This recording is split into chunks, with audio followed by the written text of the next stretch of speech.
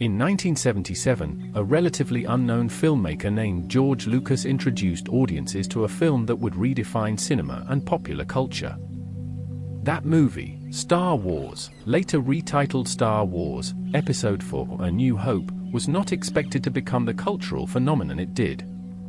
It emerged at a time when the science fiction genre was often regarded as niche, yet its mix of mythic storytelling, groundbreaking special effects, and relatable characters captivated audiences worldwide. The story was inspired by a variety of sources, including the adventure serials of the 1930s, samurai films by Akira Kurosawa, and Joseph Campbell's analysis of myth in The Hero with a Thousand Faces. Lucas combined these influences with an original galactic setting, creating a universe that felt at once entirely new and deeply familiar. The unexpected success of the original film led to the production of two sequels, The Empire Strikes Back in 1980 and Return of the Jedi in 1983, completing what would later be known as the original trilogy. Together, these films established a central narrative about the fall and redemption of Anakin Skywalker, though at the time the full scope of that arc was not yet revealed. Beyond the big screen, Star Wars began to expand into novels, comics, toys, and games, creating one of the first truly cross-media fictional universes. This expanding body of work was not tightly coordinated. Stories were often developed independently, resulting in varying interpretations of characters and events. For many years, Lucasfilm licensed material to authors and publishers, allowing the galaxy to grow in what fans came to call the expanded universe. In 1997, to mark the 20th anniversary of A New Hope, Lucas released the special editions of the original trilogy, incorporating updated visual effects and altered scenes. Shortly afterward, he returned to filmmaking to create the prequel trilogy, The Phantom Menace in 1999, Attack of the Clones in 2002, and Revenge of the Sith in 2005. These films explored the backstory of Anakin Skywalker, the Jedi Order at its height, and the Republic's transformation into the Empire. They also introduced new political and philosophical themes, expanding the galaxy's lore while showing the events that led to the original trilogy. The prequels polarized critics but performed strongly at the box office and deepened the generational connection fans had with the saga. Between the mid-2000s and early 2010s, Star Wars storytelling increasingly shifted toward television and animation. Lucas spearheaded the development of Star Wars. The Clone Wars, an animated series launched in 2008 after an initial feature-length film. The series added layers of complexity to characters like Anakin Skywalker, Obi-Wan Kenobi, and introduced fan favorites such as Ahsoka Tano. It was during this period that the concept of canon in Star Wars began to take on clearer boundaries, though the expanded universe novels and comics were still being produced in parallel. In 2012, a major shift occurred when the Walt Disney Company purchased Lucasfilm from George Lucas. Kathleen Kennedy was appointed as president, and the new leadership announced a coordinated approach to Star Wars storytelling. In 2014, the expanded universe was officially rebranded as Legends, meaning it would no longer be part of the official continuity.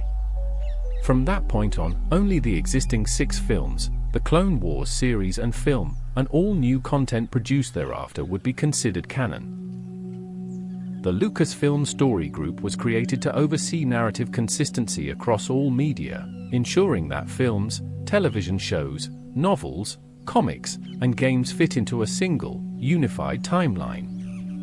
Under Disney's ownership, the sequel trilogy was developed, beginning with The Force Awakens in 2015, followed by The Last Jedi in 2017, and concluding with The Rise of Skywalker in 2019.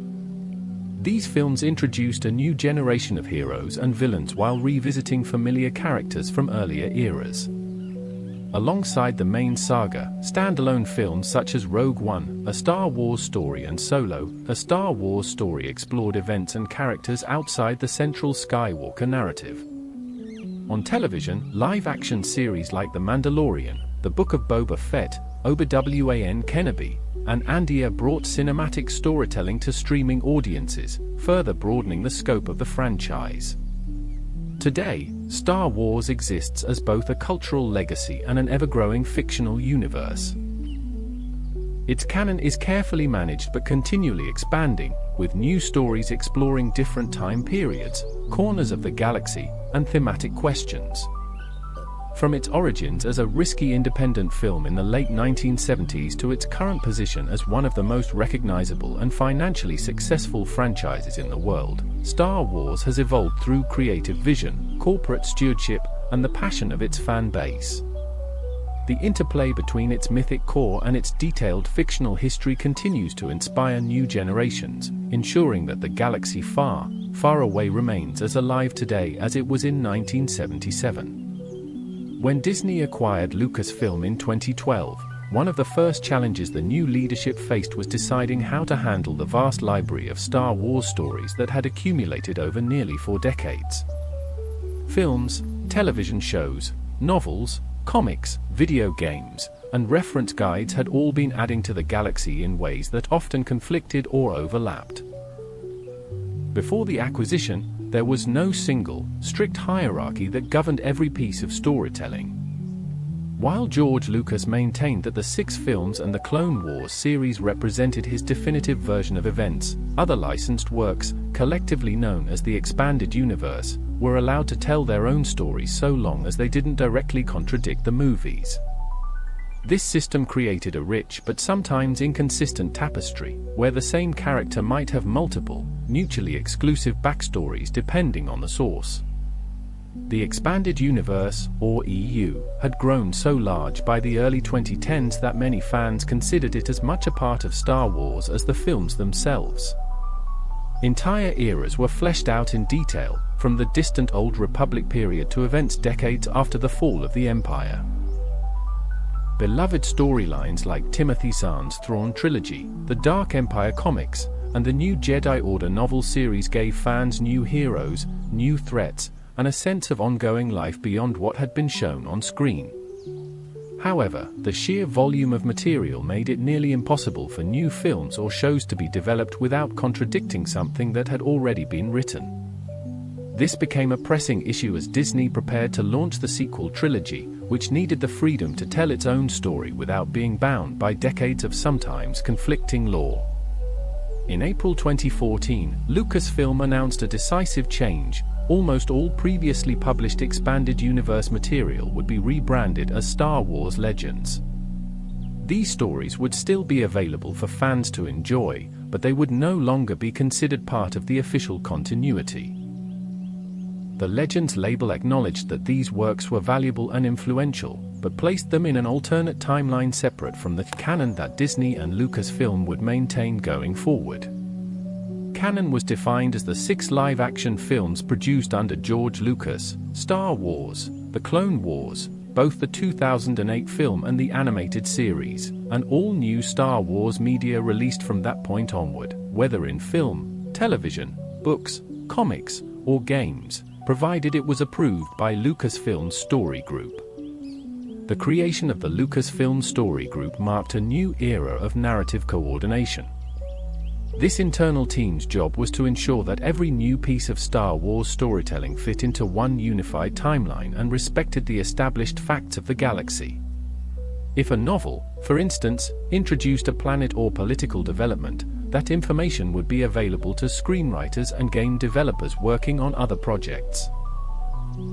The idea was to prevent contradictions and to give fans a consistent experience, whether they were following the saga in a theater, on television, or in a novel.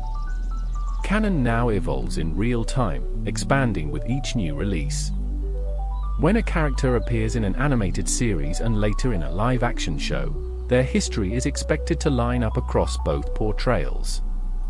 This has allowed the franchise to weave together multiple mediums into a single, interconnected narrative. However, the Legends material remains an important part of Star Wars culture. Many concepts first introduced there have been reimagined and reintroduced into canon, such as Grand Admiral Thrawn, who made the leap from the 1990s novels into the animated series Star Wars Rebels and later live-action storytelling. In this way, Legends continues to influence the official version of the galaxy without dictating it. For fans, understanding the distinction between canon and legends is essential to navigating the lore. Canon is the official record of events as recognized by Lucasfilm, while Legends offers an alternate history, one that is no less creative or beloved, but which does not bind future storytellers. The interplay between the two gives Star Wars a unique quality. Its history is both fixed and flexible, grounded in a core narrative yet enriched by decades of imaginative exploration. This balance allows new creators to honor the past while continuing to push the saga into uncharted territory, ensuring that the galaxy remains both familiar and full of surprises. The Force is the invisible current that flows through the heart of the Star Wars galaxy, binding together all living things and shaping the destiny of countless worlds. It is not merely a mystical backdrop for the saga's events, it is the foundation upon which the story's moral and spiritual struggles are built. In universe, it is often described as an energy field created by all living organisms, one that surrounds and penetrates them, uniting the galaxy into a single, interconnected whole. For the characters who can sense it, the Force is not just a power to be wielded, it is a calling, a path, and sometimes a burden. While most beings in the galaxy go through life unaware of its presence, there are those attuned to its flow. These Force-sensitive individuals can perceive things others cannot, faint ripples of emotion, the flow of possible futures, and subtle connections between events separated by vast distances. The Force grants them abilities that seem supernatural, enhanced reflexes, telekinetic control over objects, the ability to influence thoughts, and, in rare cases, visions of the past or future. Yet these gifts come with a price. Every use of the Force is bound to moral consequence, and the line between guidance and manipulation can be perilously thin. Among the most influential interpreters of the Force are the Jedi. They see the Force as something to be understood, respected, and used in service of others. Their philosophy emphasizes compassion, patience, and self-discipline, rejecting attachment and personal ambition in favor of a higher purpose. The Jedi Code teaches that peace should be pursued over passion, serenity over emotion, and selflessness over selfish gain. In canon, this approach is tied to what is called the light side of the Force, a current of harmony and life that aligns with the natural flow of existence. Jedi training often begins in childhood, in part to ensure that a Force-sensitive learns control before emotional impulses can lead them astray. In contrast, the Sith embrace the Force as a means of imposing their will upon the galaxy. Where the Jedi seek to serve, the Sith seek to dominate. They believe that passion is strength, and that the raw emotions of anger, fear, and ambition are the keys to unlocking the Force's true potential. This philosophy is tied to the dark side, a path that bends the Force to the user's desires rather than harmonizing with it. Sith history in canon is marked by internal conflict and betrayal, which is why, after centuries of war, Darth Bane instituted the rule of two. There should only ever be one master and one apprentice, ensuring secrecy while keeping the power concentrated. Beyond these two dominant traditions, the galaxy holds many other interpretations of the Force. The Night Sisters of Dathomir practice a form of magic, channeling the Force through rituals, talismans, and alchemical transformations. The Guardians of the Whills, a spiritual order once based on Jedi, devote themselves to studying and protecting knowledge of the Force without wielding it in the way Jedi or Sith do. The mysterious Bendu, encountered in Star Wars Rebels, claims to exist between the light and dark, representing a perspective that rejects binary morality in favor of balance. In the unknown regions, other Force traditions, some hinted at in canon but not yet fully explored, may hold entirely different understandings of what this energy is and how it should be approached. Canon distinguishes between two complementary aspects of the Force, the living Force and the cosmic Force. The living Force represents the immediate, ever-changing energy of life itself, what a Jedi senses in the present moment, the connection to all living beings around them. The cosmic Force, on the other hand, is the timeless flow of destiny, the great pattern into which all events eventually fit. When a living being dies, their energy returns to the cosmic Force, and under rare circumstances, a Force sensitive may retain their consciousness within it, manifesting as a Force spirit. This rare ability, known as becoming one with the Force, was mastered by Jedi such as Qui-Gon Jinn, Obi-Wan Kenobi, Yoda, and later Luke Skywalker, allowing them to continue guiding the living even after death. The Force also resists attempts to control it absolutely. In every era of galactic history, those who have sought to dominate it, whether Sith Lords, Imperial Inquisitors, or even misguided Jedi, have discovered that its current shift in ways they cannot fully predict. Visions of the future, though powerful, are never certain. The Force reveals possibilities, not inevitabilities. This uncertainty reflects one of the saga's central truths, that free will and destiny are intertwined, and that even the most powerful beings are still subject to choices that ripple outward in unforeseen ways. In the canon of Star Wars, the Force remains as mysterious to the characters as it is to the audience. Each new story reveals another fragment of its nature, but its full truth is always just out of reach. This is part of its enduring power. It is both an explanation for extraordinary events and a reminder that the galaxy is bound by mysteries greater than any one person or order can grasp. Whether it is a Jedi meditating in a temple, a Sith drawing upon rage in the heat of battle, or a child unknowingly moving an object with their mind, the Force flows through all things, eternal and ever-changing, shaping the fate of the galaxy while remaining beyond the full comprehension of those who walk its paths. Across the history of the galaxy, the Force has been interpreted, taught, and wielded through a variety of traditions, each shaped by the cultures and philosophies of those who follow them. Among these, the Jedi Order stands as the most famous and enduring, its influence reaching back thousands of years before the events most audiences know. In canon, the Jedi trace their origins to ancient Force-sensitive communities that sought to understand the energy binding the galaxy together. Over centuries, they developed a code of ethics, a hierarchy of ranks, and a network of temples across the galaxy. At the height of the Republic, the Jedi Order acted not only as protectors but as diplomats and advisors, entrusted with mediating disputes and preserving peace.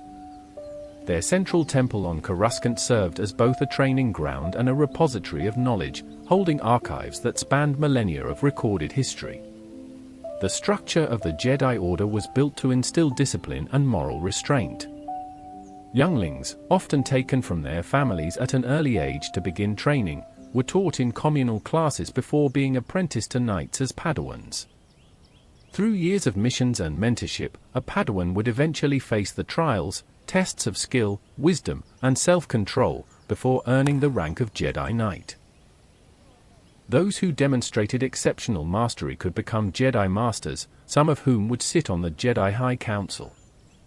The Council's role was to guide the Order's philosophy and respond to galactic events, though their adherence to Republic law sometimes placed them in political entanglements that blurred the line between impartial guardians and agents of the state. In the final years before the Clone Wars, this relationship would prove to be a dangerous weakness, leaving the Order vulnerable to manipulation by Darth Sidious. The Sith Order, in stark contrast, evolved from rebellion against the Jedi's restraint. Their history in canon is less extensively detailed than in legends, but what is known reveals a tradition defined by the pursuit of power through the dark side of the Force. Sith philosophy rejects the Jedi's suppression of emotion, instead embracing passion as a source of strength. To the Sith, conflict is a crucible that forges greatness, and the will to dominate is a natural expression of the Force. This pursuit of personal ambition has often led to internal rivalries and betrayal, a cycle that weakened the Sith until Darth Bane instituted the rule of two, one master to embody power and one apprentice to crave it. This structure allowed the Sith to operate in secrecy, ensuring their survival until the time came to strike against the Jedi and seize control of the galaxy. Under Sidious, the Sith not only destroyed the Jedi but infiltrated the Republic from within, proving the effectiveness of patience and political cunning as tools of conquest. Beyond the Jedi and Sith, the galaxy is home to other Force traditions, many of which operate far from the central struggles of galactic politics. On Dathomir, the Night Sisters weave the Force into a form of magic, drawing on both light and dark aspects in ways unique to their culture. Their spells can conjure illusions, control the minds of others, or even reanimate the dead. Unlike the Jedi or Sith, they do not frame their abilities in terms of moral alignment, but rather as tools for survival and dominance within their harsh environment. Their influence extends beyond their homeworld. Even a figure as infamous as Darth Maul was shaped by Night Sister intervention, his resurrection following his duel with Obi-Wan Kenobi orchestrated through their magic. Some traditions are more philosophical than combative. The Guardians of the Wills, who maintained a temple on the holy world of Jeddah, dedicated themselves to preserving spiritual knowledge of the Force without engaging in direct conflict. While not all were Force-sensitive, their belief in its unifying nature inspired a quiet form of guardianship over sacred sites and relics. Similarly, the Lazat species hold a belief in the Ashla, a spiritual interpretation of the Force that emphasizes harmony and destiny, paralleling some Jedi teachings but rooted in their own cultural heritage. Perhaps most enigmatic is the being known as the Bendu, encountered by the Rebel cell operating on Attilan during the events of Star Wars Rebels. The Bendu claims to represent the center of the Force, existing between the light and dark without aligning fully with either. This perspective challenges the binary moral structure that has dominated most Force philosophies, suggesting that the true nature of the Force might transcend the ideological conflicts. Jedi and Sith. The Bendu's very existence raises questions about how much of the Force's reality is understood by even its most dedicated practitioners. The galaxy's Force traditions are not static, they evolve, fragment, and sometimes vanish entirely under the pressure of war and cultural change. The destruction of the Jedi Temple on Coruscant scattered what remained of the Order's knowledge, just as the collapse of the Night Sisters under Separatist and Imperial assault left their magic in danger of being lost. Yet remnants survive, passed on through hidden archives, oral traditions, or the rare individuals who carry their teachings into new eras.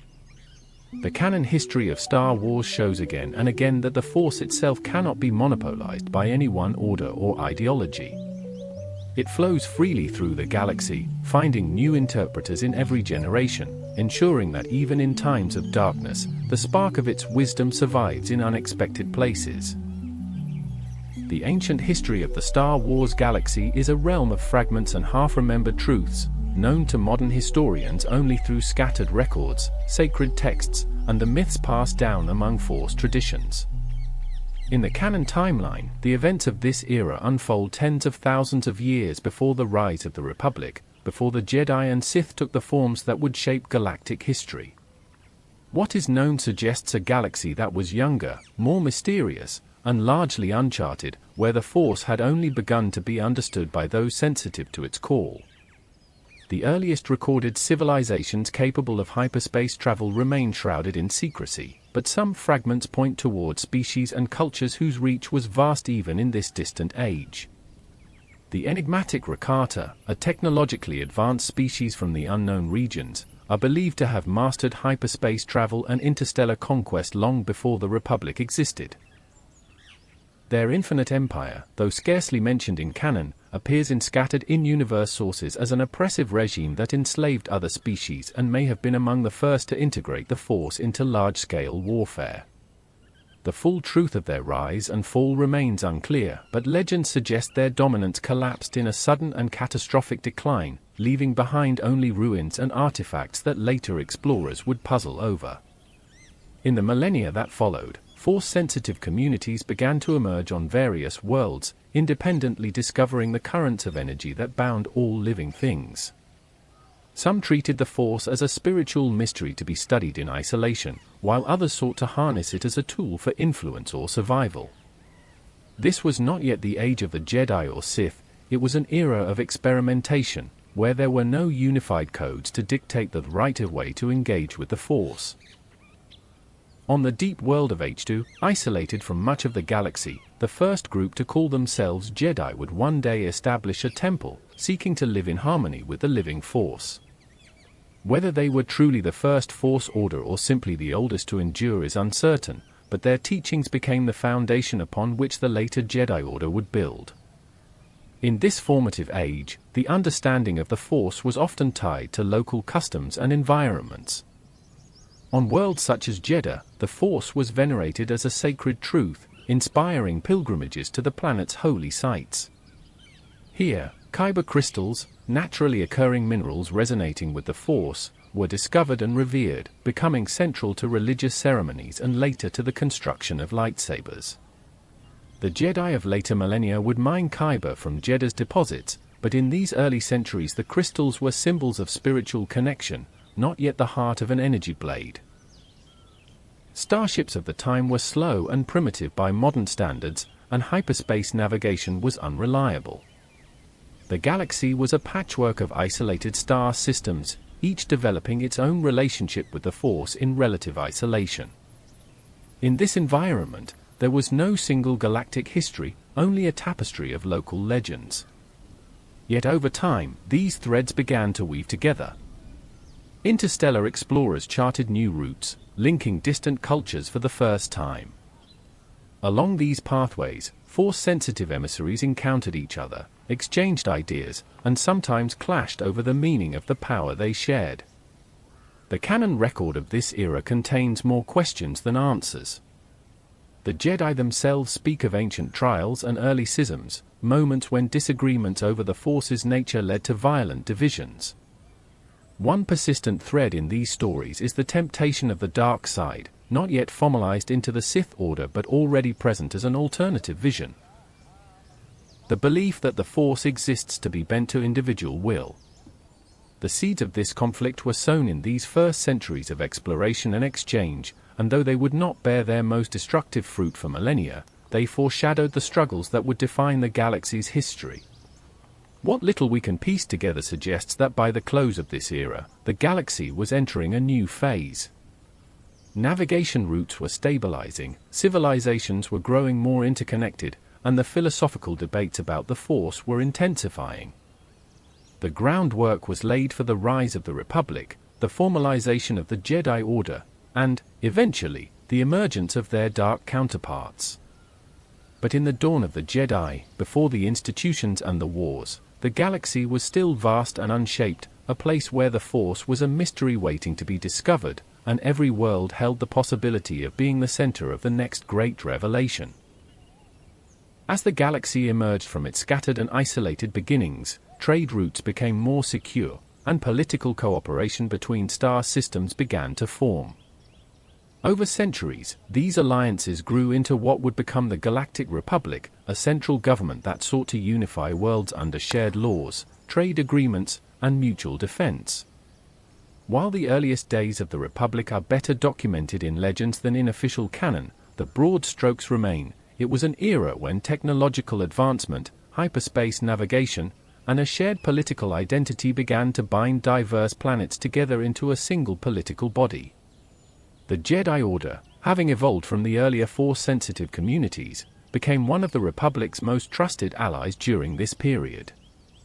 They were not enforcers of law in the sense of a police force, but guardians and diplomats, often dispatched to mediate disputes between star systems or to quell threats before they escalated into war.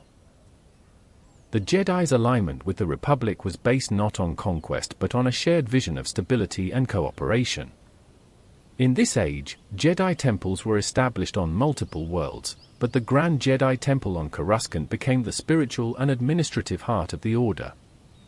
Yet even in these centuries of relative unity, the Force remained a point of contention.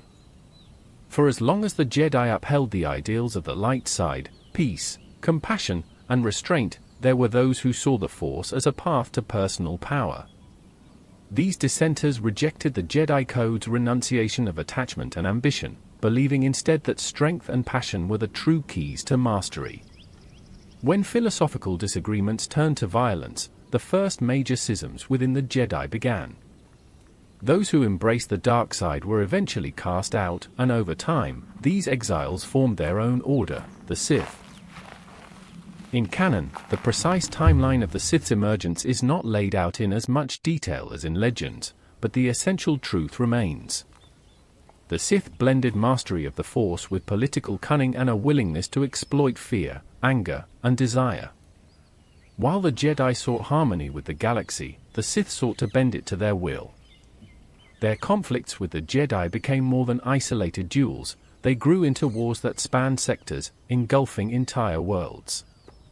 It was in this crucible that the rivalry between Jedi and Sith took on the enduring, cyclical quality that defines much of galactic history. One of the key differences in this era compared to later conflicts was the sheer scale of the Sith presence.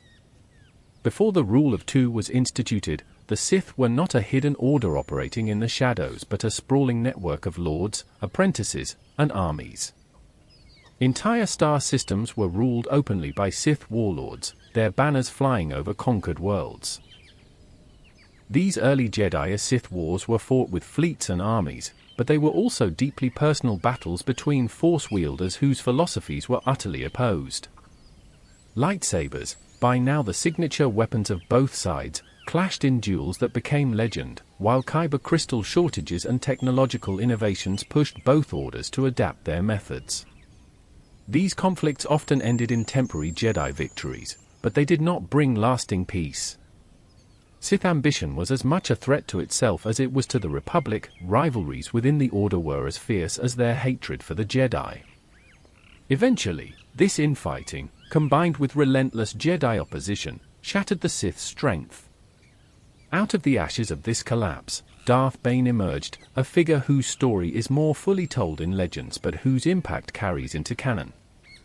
He recognized that the Sith's greatest weakness was their number, and so he established the Rule of Two. One master to embody power, and one apprentice to crave it. From that moment, the Sith became a hidden threat, a shadow that would lurk for centuries, waiting for the moment to strike again. For the Republic and the Jedi, the apparent disappearance of the Sith brought a period of renewed growth.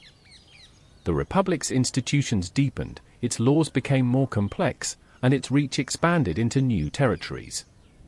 The Jedi, believing the Sith destroyed, focused on maintaining galactic order and preserving the teachings of the light. Yet this peace was fragile, for the galaxy's history had already established a pattern. When the Sith fell, they adapted; when they hid, they plotted; and when they returned, they struck with a precision born of patience. The stage was set for the next great era, one in which the Jedi would be drawn into the heart of a galaxy-spanning government and the Sith would weave themselves into its very foundations, unseen until it was too late.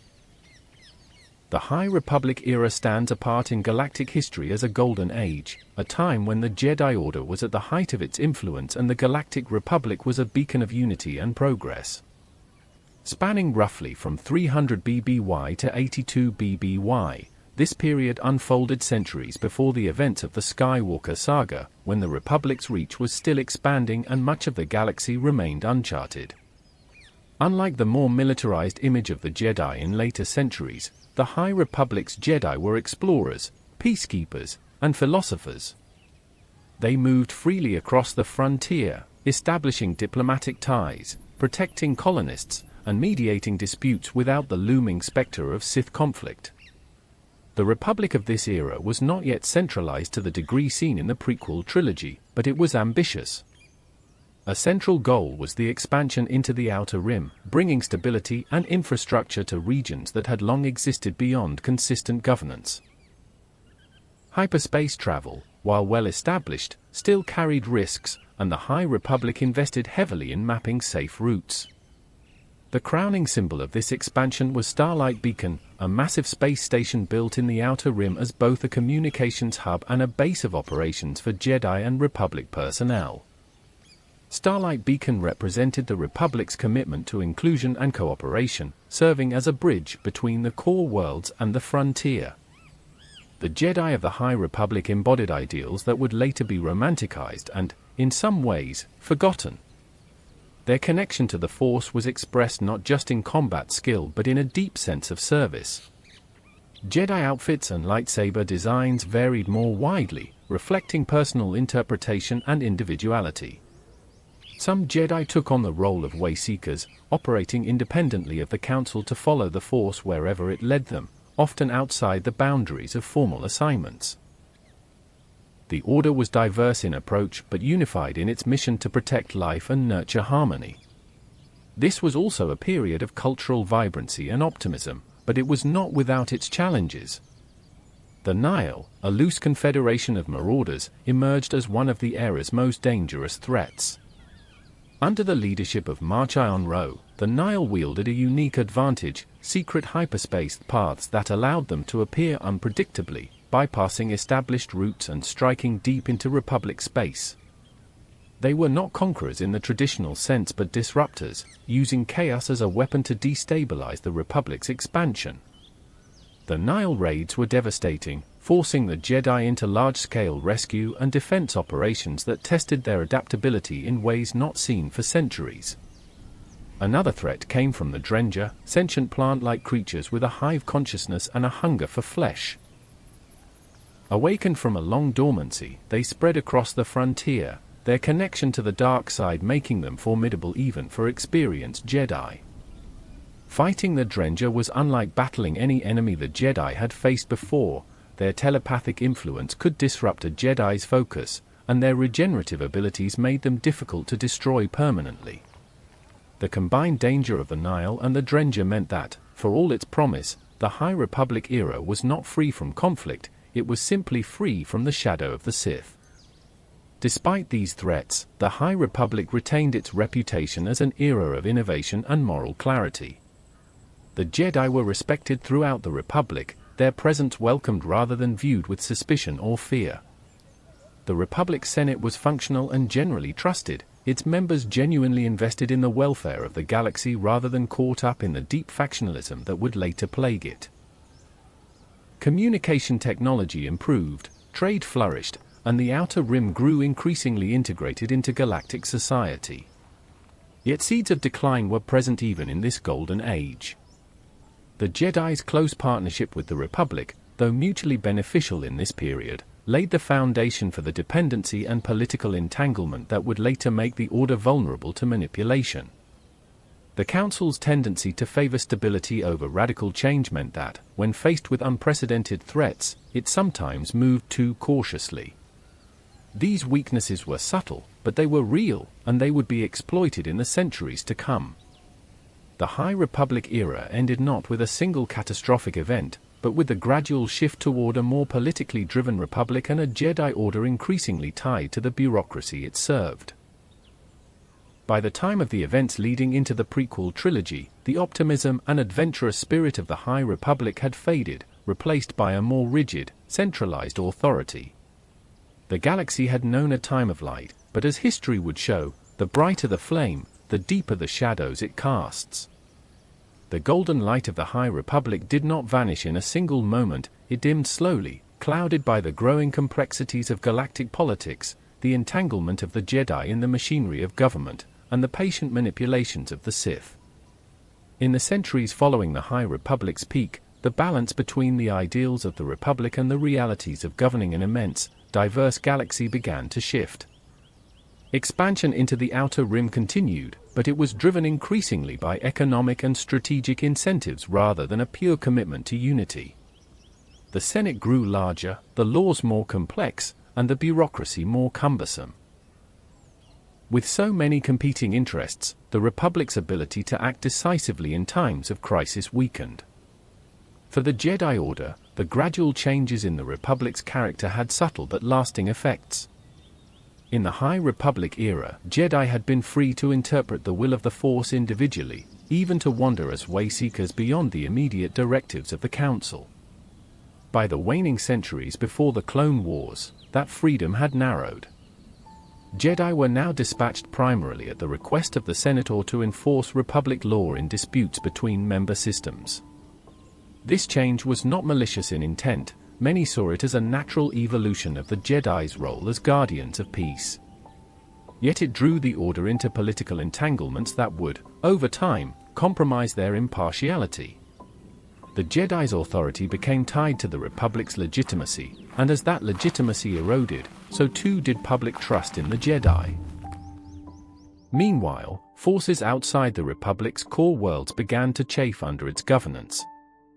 The Outer Rim territories, still plagued by lawlessness and economic disparity, often felt neglected or exploited by core world interests. The taxation of trade routes, meant to stabilize the economy and fund security, became a flashpoint for discontent, especially among systems dependent on long-distance commerce. It was in this climate of growing disaffection that the Confederacy of Independent Systems, or Separatists, would later find fertile ground for recruitment. Unbeknownst to the Republic or the Jedi, this growing instability was not entirely organic. From the shadows, the Sith, believed extinct for a millennium, had been quietly shaping events to their advantage. Darth Bane's rule of two ensured that the Sith operated unseen, their survival dependent on secrecy and patience. By the time of the Republic's decline, the reigning Dark Lord of the Sith was Darth Sidious, known publicly as Senator, and later Chancellor, Sheev Palpatine of Naboo. Sidious was a master of deception, engineering crises on multiple fronts to consolidate power while keeping his true identity hidden. His long-term plan relied on eroding the Republic's institutions until the galaxy would accept, even welcome, a strong central authority under his control. The first major step in this plan came with the events surrounding the Naboo crisis. The Trade Federation, a powerful corporate entity with its own droid armies, blockaded the peaceful world of Naboo under the influence of Sidious, who manipulated them into taking aggressive action. The crisis drew Jedi Knights Qui-Gon Jinn and Obi-Wan Kenobi into direct confrontation with the Federation's forces, ultimately leading to the discovery of a young slave boy named Anakin Skywalker on Tatooine. Anakin's exceptional connection to the Force led Qui-Gon to believe he was the chosen one of Jedi prophecy, destined to bring balance to the Force. His introduction into the Jedi Order would prove to be a pivotal turning point in the galaxy's history. Though the blockade of Naboo was resolved and the Trade Federation defeated in open battle, the political aftermath was far more significant. The conflict exposed weaknesses in the Senate's ability to respond to crises, emboldened corporate powers, and elevated Palpatine to the position of Supreme Chancellor. From that seat, Sidious began weaving the final stages of his plan, orchestrating a galaxy-wide war that would destroy the Jedi and transform the Republic into an empire. The years that followed saw the separatist movement gain momentum, led publicly by Count Dooku, once a respected Jedi Master, now secretly Sidious's Sith apprentice, Darth Tyrannus. Dooku's charisma and political skill drew thousands of star systems away from the Republic, NY of them disillusioned with corruption in the Senate or resentful of core world dominance. While the separatists presented themselves as a legitimate political alternative, their leadership was deeply compromised, serving as pawns in Sidious's scheme to create a war with no true victor, only a single ruler. The Clone Wars erupted in this volatile climate, triggered by the separatist attack on Geonosis and the Republic's unveiling of a newly commissioned clone army. The Jedi, unprepared for the scale of the conflict, assumed command of clone forces and became generals in the war, a role that contradicted their centuries-old mission as peacekeepers. Every battle fought deepened their reliance on the Chancellor's leadership, even as his emergency powers expanded beyond their intended limits. The Senate, paralyzed by fear and factionalism, ceded more and more control to Palpatine, unaware that they were delivering the Republic into the hands of a Sith Lord. The fall of the Republic was not an abrupt collapse but a carefully orchestrated transformation. The institutions remained in place, the Senate still met, and the Jedi still believed they were defending democracy. But beneath the surface, the moral and structural foundations had been hollowed out. By the time the Clone Wars neared their end, the Republic was no longer the same entity it had been during the High Republic's height. It had become a state in service to war, dependent on the will of a single leader, and primed for the final betrayal that would sweep away its remaining freedoms. When Order 66 was issued, the Republic's fall was complete. The Jedi were hunted as traitors, the Senate applauded the birth of the Galactic Empire, and Palpatine stood unopposed as Emperor. In truth, the Republic had not been destroyed, it had been willingly reshaped by fear, manipulation, and the promise of stability. The age of democracy gave way to the age of the Empire, and the ideals that had once defined the galaxy were buried beneath the shadow of the Sith. In the journey so far, we have traced the long arc of Star Wars history from its beginnings as a real-world cultural phenomenon to the deep in-universe lore that shapes its canon timeline. We began with the origins of the franchise, understanding how George Lucas's vision in 1977 set the foundation for one of the most expansive fictional universes ever created. We saw how the storytelling infrastructure evolved, how the concept of canon and legends emerged, and how Lucasfilm's story group under Disney brought a unified, coordinated approach to the galaxy's history. This distinction between official continuity and alternate timelines is essential for navigating the stories, helping us separate what is fixed in canon from what belongs to the rich but separate domain of legends. From there, we stepped into the living heart of the saga. The Force. We explored its dual aspects, the living force, immediate and ever-changing, and the cosmic force, eternal and tied to destiny, and saw how Jedi, Sith, and other traditions interpret it differently. We examined how these philosophies manifest in the great Force orders, from the structured, disciplined Jedi to the ambitious, conflict-driven Sith, and how alternative perspectives like the Night Sisters, Guardians of the Wills, and the Bendu offer radically different understandings of the same energy field. This foundation allowed us to see the galaxy not just as a backdrop for battles, but as a place defined by competing spiritual and moral visions. Our historical journey began in the misty depths of the dawn of the Jedi, an age of scattered civilizations, early Force-sensitive communities, and a galaxy not yet bound together by a central government. We watched the first philosophical divisions take shape, laying the groundwork for the eternal Jedi-Sith conflict. As the Old Republic rose, we saw the Jedi align themselves with a growing interstellar government, while the Sith evolved into a vast and dangerous rival. Their early wars reshaped entire sectors of the galaxy until the rule of two forced the Sith into hiding, transforming them from open conquerors into patient conspirators. We then entered the High Republic era, a time of optimism, exploration, and moral clarity. The Jedi were at their height, trusted and respected across the Republic, which itself was still expanding into the Outer Rim. Yet even in this golden age, challenges emerged in the form of the Nile's unpredictable raids and the Drenger's dark hunger. This period showed us the galaxy at its most vibrant and cooperative, but also hinted at the vulnerabilities that would later be exploited, the Jedi's close political ties, the Senate's slow decision-making, and the complacency that can accompany stability. Finally, we examined the gradual fall of the Republic. Here, the tone shifted sharply. The once light-hearted expansion gave way to political corruption, economic exploitation, and growing discontent in the Outer Rim. The Sith, thought long extinct, returned not as visible warlords but as infiltrators, with Darth Sidious manipulating events from the Senate itself. His orchestration of the Naboo crisis, the rise of the separatist movement, and the outbreak of the Clone Wars drew the Jedi into a role they were never meant to play, generals in a galaxy-wide war. Every step of the conflict strengthened Sidious's grip until the Republic willingly transformed into the Galactic Empire under his rule. The Jedi, guardians of peace for millennia, were betrayed and nearly annihilated, leaving the galaxy in darkness. Looking back over these eras, a pattern emerges, one of cycles. Periods of light and unity give way to division and shadow, only for the seeds of renewal to survive, hidden in unexpected places. The galaxy we are about to enter in the next chapter, the Imperial Era, is one where the Sith's victory appears total, yet the story of Star Wars teaches us that no triumph is absolute, and no darkness is without its glimmers of hope. As we turn the page, we leave behind the age of the Republic and step into the dark times, when fear and oppression ruled, and rebellion was only beginning to stir. The rise of the Galactic Empire in 19 BBY was not marked by the violent overthrow of a government, but by its transformation from within.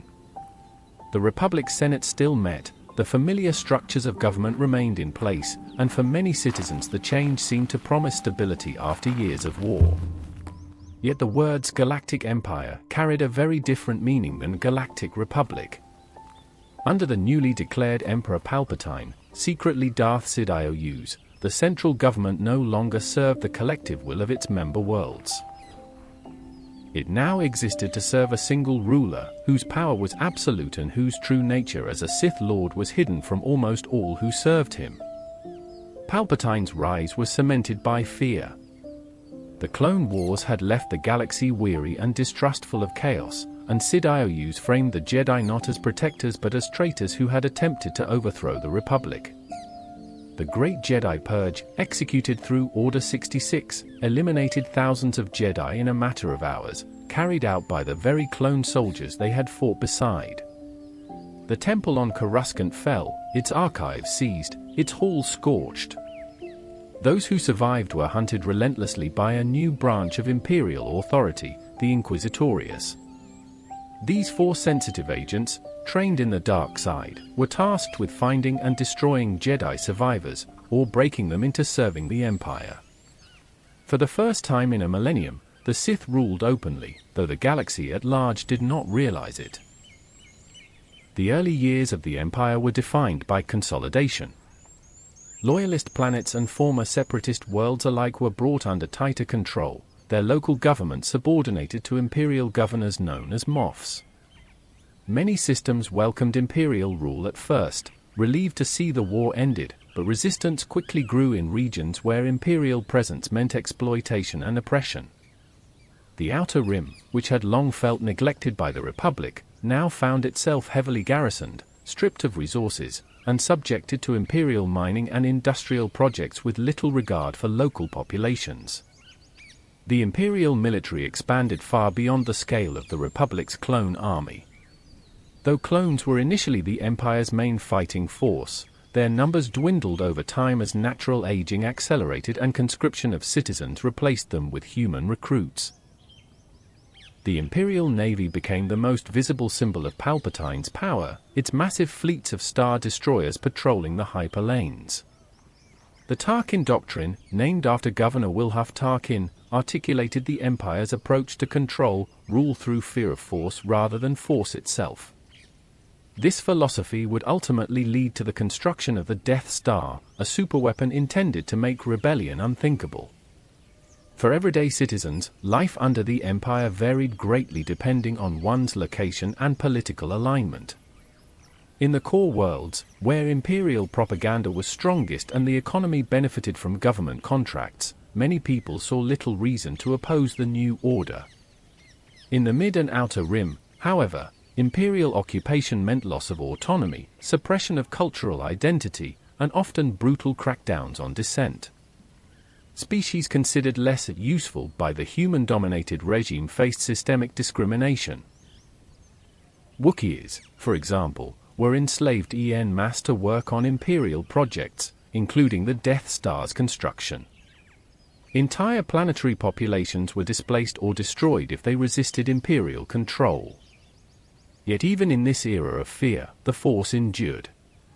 Some Jedi who had escaped Order 66 went into deep hiding, cutting themselves off from the Force to avoid detection. Others could not walk away from their calling and risked exposure to aid those oppressed by the Empire.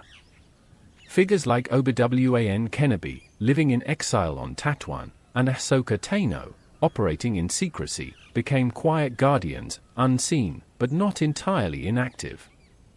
The Inquisitors pursued these survivors with relentless efficiency, their encounters with Jedi often ending in tragedy.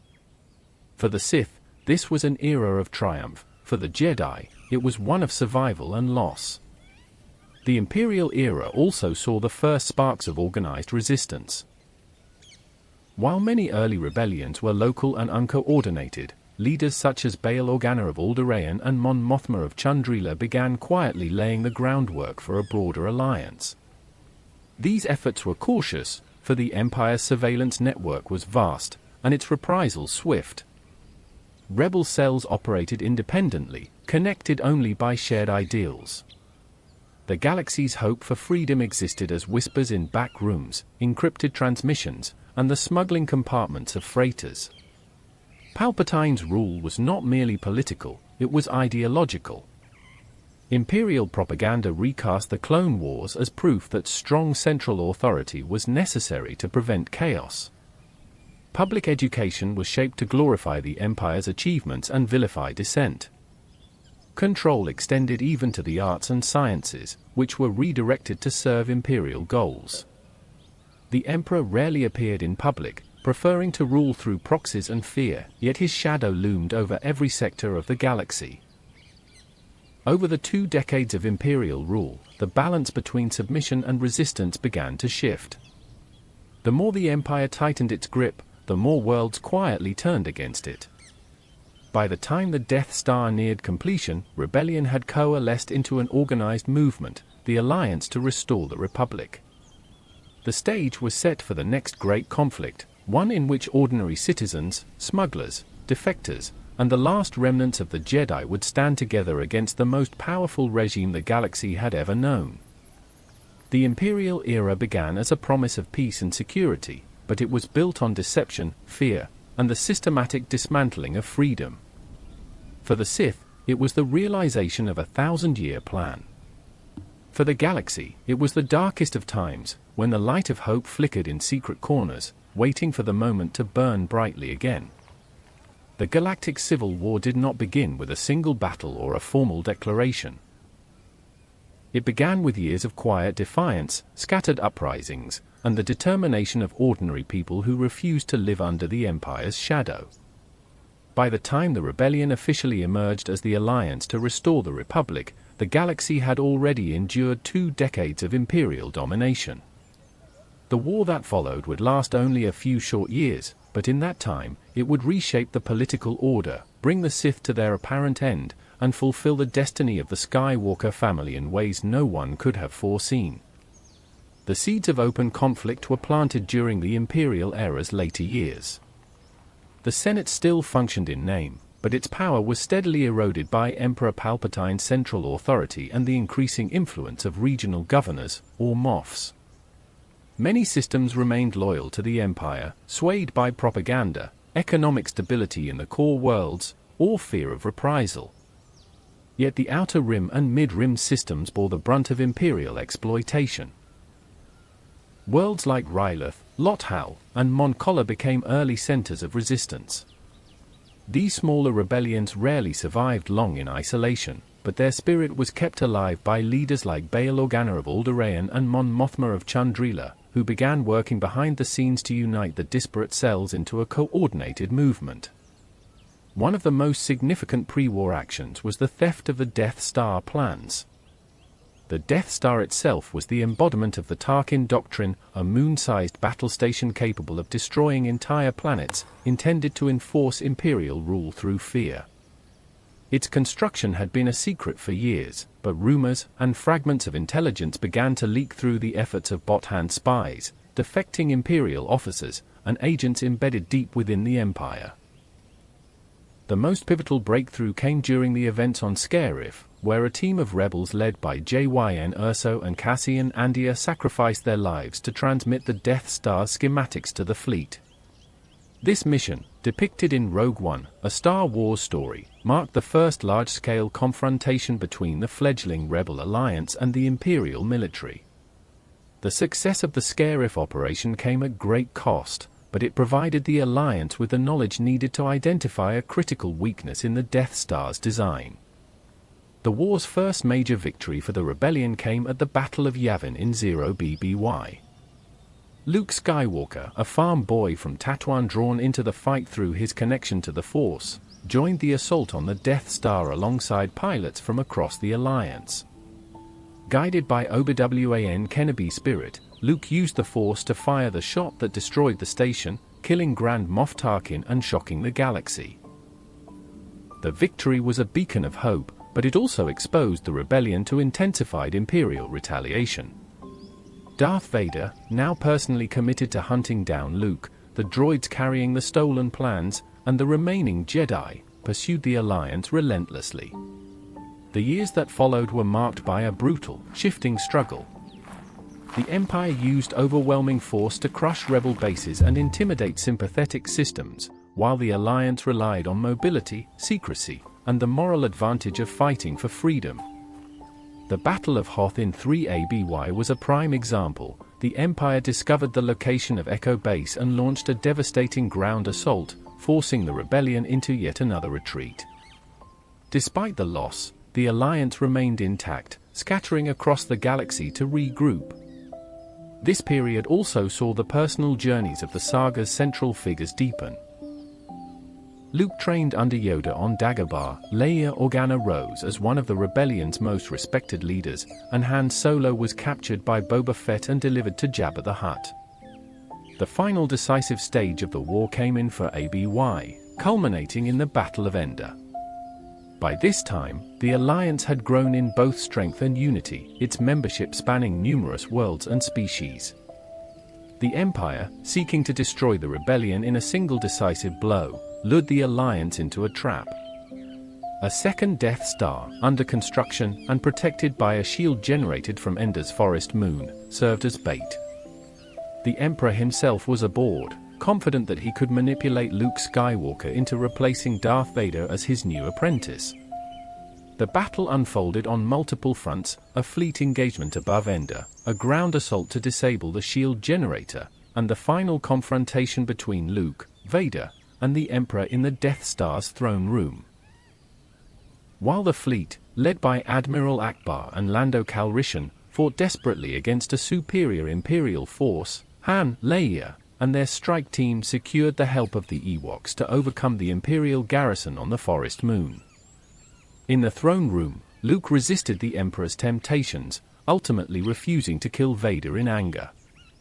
This act of compassion sparked the redemption of Anakin Skywalker. Vader turned on the Emperor, casting him into the reactor shaft and sacrificing his own life in the process.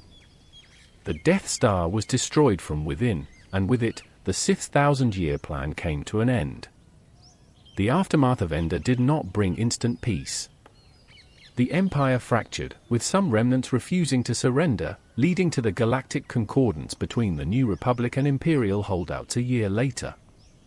But the decisive blow had been struck. The Emperor was dead, Darth Vader was gone, and the Alliance had fulfilled its goal of restoring the Republic. Luke Skywalker, now the last Jedi, carried the hope of rebuilding the Order, even as the galaxy began to navigate the challenges of a post-Imperial future. The Galactic Civil War was as much a battle for ideals as it was for territory. It pitted fear against hope, control against freedom, and in the end, the light of the rebellion prevailed. Yet, as history has shown, even the brightest victories contain the seeds of new challenges. The fall of the Empire did not erase the scars it left behind, nor did it end the allure of power for those willing to take it. The next era would test the New Republic's ability to maintain the peace it had fought so hard to win, even as new shadows began to gather beyond the edges of the known galaxy. The victory at Endor in 4 ABY did not mark the immediate end of the war, but it signaled a shift in momentum so profound that the Empire's days as a dominant power were numbered. Across the galaxy, Imperial garrisons found themselves without coordinated leadership, fleets scattered, and morale fractured. In the chaos, worlds long held under the Empire's control rose in open rebellion, overthrowing local governors and declaring allegiance to the newly restored Galactic Republic. This rebirth of the Republic, called the New Republic, was built on the foundation of the Rebel Alliance, inheriting its ideals but faced with the far more complex task of governing an entire galaxy. The New Republic's early strategy was both symbolic and practical. Coruscant, the heart of the old Republic and the Empire, was abandoned as the permanent seat of government. Instead, the capital would rotate among member worlds, a deliberate gesture to show that no single planet would dominate galactic politics. Chandrila, the homeworld of Mon Mothma, served as the first capital, with Mothma herself becoming the Republic's chancellor. Her vision for the new Republic was rooted in demilitarization and trust. She argued that the Republic should not govern through fear or maintain a vast standing army. Instead, its defense would rely on a small central fleet supported by member systems' own forces.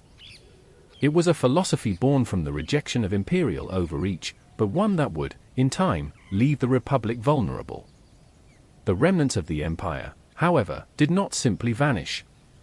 Warlords carved out territories in the Outer Rim, refusing to acknowledge the concordance that the New Republic sought to establish. For a year after Ender, the fighting continued, with major confrontations such as the Battle of Jakku in 5 ABY deciding the war's final course. Jakku's surface was scarred by the crash of star destroyers and capital ships, the debris of which would remain for decades. The New Republic's decisive victory there forced the signing of the Galactic Concordance, a treaty in which Imperial holdouts formally surrendered, their military restricted, and their remaining leaders exiled or placed under Republic supervision. Publicly, the war was over, and many across the galaxy celebrated the new era of peace. In reality, the seeds of future conflict were already taking root. The Imperial remnants that had fled into the unknown regions began to reorganize in secret, far from the Republic's reach. Led by surviving Imperial officers and loyalists, these forces coalesced into the beginnings of what would one day be called the First Order. Though intelligence reports occasionally hinted at unusual activity beyond explored space, the New Republic's leadership dismissed these concerns as exaggerated or politically motivated. Within the Republic itself, unity was not absolute. The rotating capital system, while fair in principle, created logistical challenges and made the central government seem distant from local issues. Factionalism grew, with two main political blocs emerging. The centrists, who favored a stronger central government and more robust military, and the populists, who supported local autonomy and minimal central authority. Mon Mothma's government leaned toward the populists' vision, which kept the New Republic fleet small and limited its ability to project power into distant territories. Many citizens welcomed the peace dividend and the return of local control, but others saw the Republic as slow to respond to crises and incapable of deterring new threats. For Leia Organa, now a prominent senator, these political divisions were not just inconvenient, they were dangerous. Through her intelligence work and her own instincts, Leia became convinced that the Imperial remnants in the unknown regions were not scattered warlords but a coordinated force preparing for a return. Her warnings were largely ignored, dismissed as paranoia or an attempt to reignite the war. When her parentage as the daughter of Darth Vader was publicly revealed, political rivals used it to undermine her credibility, forcing her to resign from the Senate. Undeterred, Leia founded the Resistance, a small, independent military force operating outside the Republic's official structure, dedicated to countering the growing First Order threat. This era also saw the rise of new generations shaped by the aftermath of war. Luke Skywalker, the last Jedi, devoted himself to training a new order of Force users, seeking to pass on the wisdom of the Jedi while avoiding the mistakes of the past. His academy became a beacon of hope for the return of the Jedi Order. But this hope was shattered when his own nephew, Ben Solo, Leia's son, fell to the dark side under the influence of a mysterious figure known as Supreme Leader Snoke. In the destruction that followed, the temple was destroyed, Luke's students were killed or turned, and Luke vanished into exile, believing he had failed the Jedi legacy. By the time the First Order emerged openly, the New Republic was ill-prepared to respond. Its small central fleet was scattered, and many senators still dismissed the First Order as an exaggerated threat. The complacency that had taken hold in peacetime left the galaxy vulnerable to a force that had been building in secret for decades. The destruction of the Hosnian system, home to the Republic's capital at the time, by the First Order's Starkiller base in 34 ABY was not just a military catastrophe, it was the political decapitation of the Republic. In a single stroke, the central government and much of its fleet were obliterated, leaving the Resistance as the galaxy's only organized opposition. The New Republic era began with hope and good intentions, seeking to avoid the pitfalls of centralized power and endless militarization. Yet in its reluctance to confront danger, in its political infighting, and in its underestimation of those who still dreamed of imperial glory, it sowed the conditions for another galaxy-wide war. It was a time that promised peace, but in the shadows beyond known space, the First Order had been patiently preparing to finish what the Empire had begun. The destruction of the Hosnian system in 34 ABY was the single most devastating blow the New Republic had suffered since its founding, and it happened without warning. Starkiller Base, a weapon built from the core of an entire planet, had demonstrated its power by annihilating the capital and much of the New Republic's defense fleet in a single strike. In an instant, the galaxy's central government was gone, its ability to coordinate a response erased. The First Order's emergence as a major power was no longer a distant concern or a whispered rumor, it was an undeniable reality. Yet with the Republic's leadership destroyed, the responsibility for opposing this new tyranny fell almost entirely to the Resistance, the small and under-resourced force Leia Organa had built outside official channels. The First Order was more than just the Empire reborn. While it drew heavily on Imperial military structure, discipline, and technology, it was ideologically driven by a more zealous commitment to control. Its leadership, including figures such as General Armitage Hux and Supreme Leader Snoke, ruled through a combination of fear, loyalty, indoctrination, and the promise of restoring order to a galaxy they claimed had grown weak under the Republic. Its stormtroopers, unlike the clone soldiers of the Clone Wars or the voluntary recruits of the Empire, were often taken from their families as children and conditioned from birth for service, creating an army both loyal and ruthless. The opening battles of the Resistance First Order War unfolded in the shadow of Starkiller Base's attack. Even as the weapon prepared to fire again, this time at the Resistance stronghold on Dekar, a daring mission led by Poe Dameron, Han Solo, and Chewbacca, with help from Finn, a stormtrooper defector, and Rey, a scavenger from Jakku, managed to destroy the superweapon. The victory came at great cost, most notably the death of Han Solo at the hands of his son, Kylo Ren, formerly Ben Solo. But the destruction of Starkiller Base did not end the threat. The First Order's fleet, intact and disciplined, launched a full-scale offensive across the galaxy in the power vacuum left by the Republic's collapse. In the war's early months, the Resistance found itself in constant retreat. The First Order's technological superiority was exemplified by the Supremacy, Snoke's vast flagship, and by the fleet's ability to track ships through hyperspace, a capability long thought impossible. This advantage allowed the First Order to pursue the Resistance relentlessly, leading to the desperate events of the evacuation from Dekar and the slow chase across space that culminated at the Battle of Crate.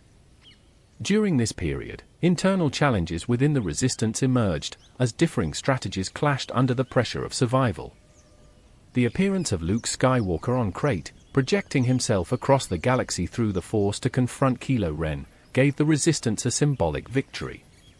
Though Luke's physical body perished in the effort, his defiance inspired others across the galaxy to resist. The balance of the war shifted dramatically in its final year when the First Order's Supreme Leader Snoke was unexpectedly killed by Kylo Ren during a confrontation aboard the Supremacy. Ren assumed control as Supreme Leader, reshaping the First Order around his own ambitions and obsessions, particularly his pursuit of Rey. Yet the galaxy soon learned that an even greater shadow had returned. Emperor Palpatine, long believed dead, had survived in secret on the hidden world of Exegol in the unknown regions. Through Sith cultists and ancient technology, he had built the Final Order, a massive fleet of planet-killer star destroyers, intended to impose Sith rule over the galaxy once more. Rey's journey during this era intertwined with the fate of the war itself. Trained by Leia and guided by the legacies of Luke and the Jedi, she struggled with the revelation that she was Palpatine's granddaughter, created not just by lineage but by the Emperor's deliberate manipulation of destiny. Her bond through the Force with Kylo Ren, a dyad, rare and powerful, became both a source of conflict and a path to redemption. In the war's final stages, Ren abandoned the dark side, reclaiming the name Ben Solo after a climactic confrontation with Rey on the wreckage of the second Death Star. The decisive battle took place above Exegol. With the Resistance mobilizing every available ship and crew, and with Lando Calrissian rallying a vast civilian fleet from across the galaxy, the fight was both military and symbolic. In the skies, the Resistance and their allies faced the overwhelming might of the Final Order. On the ground, Rey confronted Palpatine himself. Rejecting his offer to take the Sith throne, she instead used the combined strength of the Jedi who had come before her to destroy him, sacrificing her own life in the process, only to be revived by Ben Solo, who gave his life in return. With Palpatine destroyed and the Final Order fleet annihilated, the First Order's hold on the galaxy shattered. The war ended not with the signing of treaties but with the collapse of the First Order's central command. Isolated garrisons and loyalist factions remained, but without their leadership and with the galaxy's spirit reignited, they could no longer dominate. The resistance had prevailed, but its victory was built not only on military strength but on the rekindling of hope. Citizens who had lived in fear for generations now believed once again that they could shape their own destiny. The Resistance and First Order War was shorter than either the Clone Wars or the Galactic Civil War, but its impact was no less profound. It reaffirmed the cyclical truth of the galaxy's history, that tyranny can return in new forms, and that the fight for freedom must be waged by each generation in its own time. For Rey, now the last Jedi, the task ahead was not only to guard the peace but to rebuild an order that could endure without repeating the mistakes of the past. The war's end was not the end of the struggle, but the beginning of a new era, one whose story had yet to be written. The fall of the First Order and the destruction of the Final Order fleet at Exegol in 35 ABY marked the end of the most recent galactic war, but as with every conflict in the galaxy's history, peace was neither instantaneous nor absolute. In the days and weeks that followed, scattered Imperial loyalists, First Order garrisons, and regional warlords still posed threats to worlds across the Mid-Rim and Outer Rim. Without a central command structure or the Emperor's iron will binding them together, these remnants reverted to the same fracturing that had characterized the Empire after Endor. Across the galaxy, communities that had once been crushed under authoritarian rule were faced with the challenge and the uncertainty of self-governance. The Resistance, having functioned as the galaxy's last organized opposition to tyranny, found itself in a transitional role. No longer a purely military insurgency, it now needed to shift toward helping liberated worlds rebuild and re-establish political connections. Unlike the New Republic, which had been designed with a central rotating capital, post-war governance appeared more decentralized. Worlds and systems worked in coalition, bound less by formal treaties and more by the shared experience of resisting the First Order. In many places, local leaders rose to prominence, often veterans of the Resistance or those who had organized underground resistance cells during the war.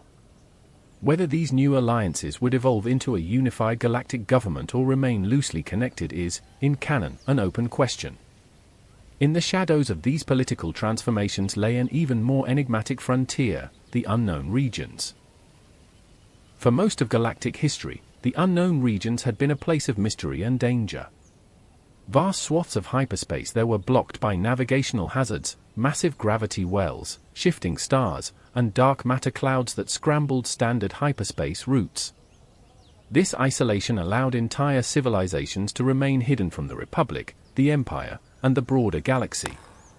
The Chiss Ascendancy, home to Grand Admiral Thrawn, was one such civilization, existing deep within this territory and maintaining its own complex political and military structure. It was within the unknown regions that the remnants of the Empire had retreated after the Battle of Jakku, eventually reorganizing into the First Order under the watchful eye of Supreme Leader Snoke, himself a creation and puppet of the reborn Palpatine. Exegol, the hidden Sith world that served as the heart of the Final Order, was technically beyond even the traditional boundaries of the unknown regions, lying in a section of space charted only by ancient Sith navigational technology. The secrecy of these locations was not merely a tactical advantage, it reflected the deep and ancient connection between the dark side and the galaxy's most inaccessible places. With Palpatine's second death and the destruction of his fleet, the question of what remains in the unknown regions looms large. The region is vast and largely unexplored, even by the standards of hyperspace cartographers. It is home not only to advanced civilizations like the Chiss but also to worlds steeped in Force traditions unfamiliar to the Jedi and Sith. Canon sources hint at the presence of other threats and powers in this space, though the details remain sparse. For centuries, the Republic largely avoided the unknown regions except for limited exploration and contact with cooperative civilizations. Now, in the wake of war, the urge to explore and reconnect with these distant worlds may rise again. For Rey, now the last living Jedi, the post-war galaxy represents both a responsibility and an opportunity. She has inherited the legacies of those who came before, Luke, Leia, and the countless Jedi whose voices guided her in her final battle, and carries the potential to reshape the Jedi Order into something new. Her decision to take the Skywalker name symbolizes a choice to define herself not by her lineage to Palpatine but by the ideals she has chosen to embrace. Whether she will train new Jedi, seek out ancient Force knowledge, or venture into the unknown regions in search of truths beyond the galaxy's history remains an untold story, but her role as the sole visible Jedi means the Force will once again have a guiding hand in galactic affairs. The unknown regions are a mirror of the galaxy's own state in this era, uncharted, full of dangers and possibilities, and deeply influenced by the legacies of the past. Just as the Sith used its secrecy to hide their resurgence, others may seek to use it as a refuge or a launch point for their own ambitions. It is equally possible that allies, untouched by the wars that have scarred the known galaxy, might emerge from beyond the edge of the maps. The era after the rise of Skywalker is one of uncertain beginnings, where the absence of an overarching government and the presence of vast unclaimed frontiers combine to create both risk and opportunity. In canon, this period is largely unwritten, leaving more questions than answers. Who will lead the galaxy without the Senate? Will the Resistance evolve into a political body, or will it dissolve into history as the Rebel Alliance once did? What dangers lie hidden in the unmapped depths of space? And will the Jedi truly rise again under Rey's guidance, or will the galaxy's relationship with the Force shift in unexpected ways? These unanswered questions ensure that the story of the galaxy far, far away remains open, as it always has been, ready for the next generation to chart the course. As with any long-running fictional universe, the story of Star Wars is not a perfectly seamless tapestry. The transition from the George Lucas era to the Disney era, the resetting of canon in 2014, and the layering of stories across multiple mediums have created places where the picture is incomplete, contradictory, or shifting. Understanding these gaps and inconsistencies is important, not as flaws to diminish the saga, but as the natural result of decades of storytelling, evolving creative priorities, and the integration of material across books, comics, television, and film. Some of the earliest inconsistencies appear in the distant past of the galaxy.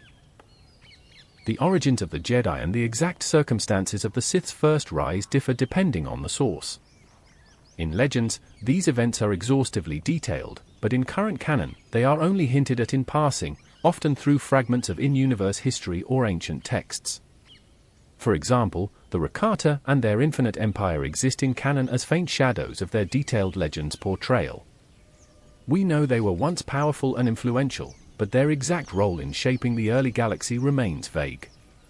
Likewise, the precise founding date of the Jedi Order and its early relationship with the Republic are left open to interpretation, providing storytellers room to explore but leaving fans without a definitive sequence of events. Even in more recent history, the line between confirmed fact and narrative suggestion can blur.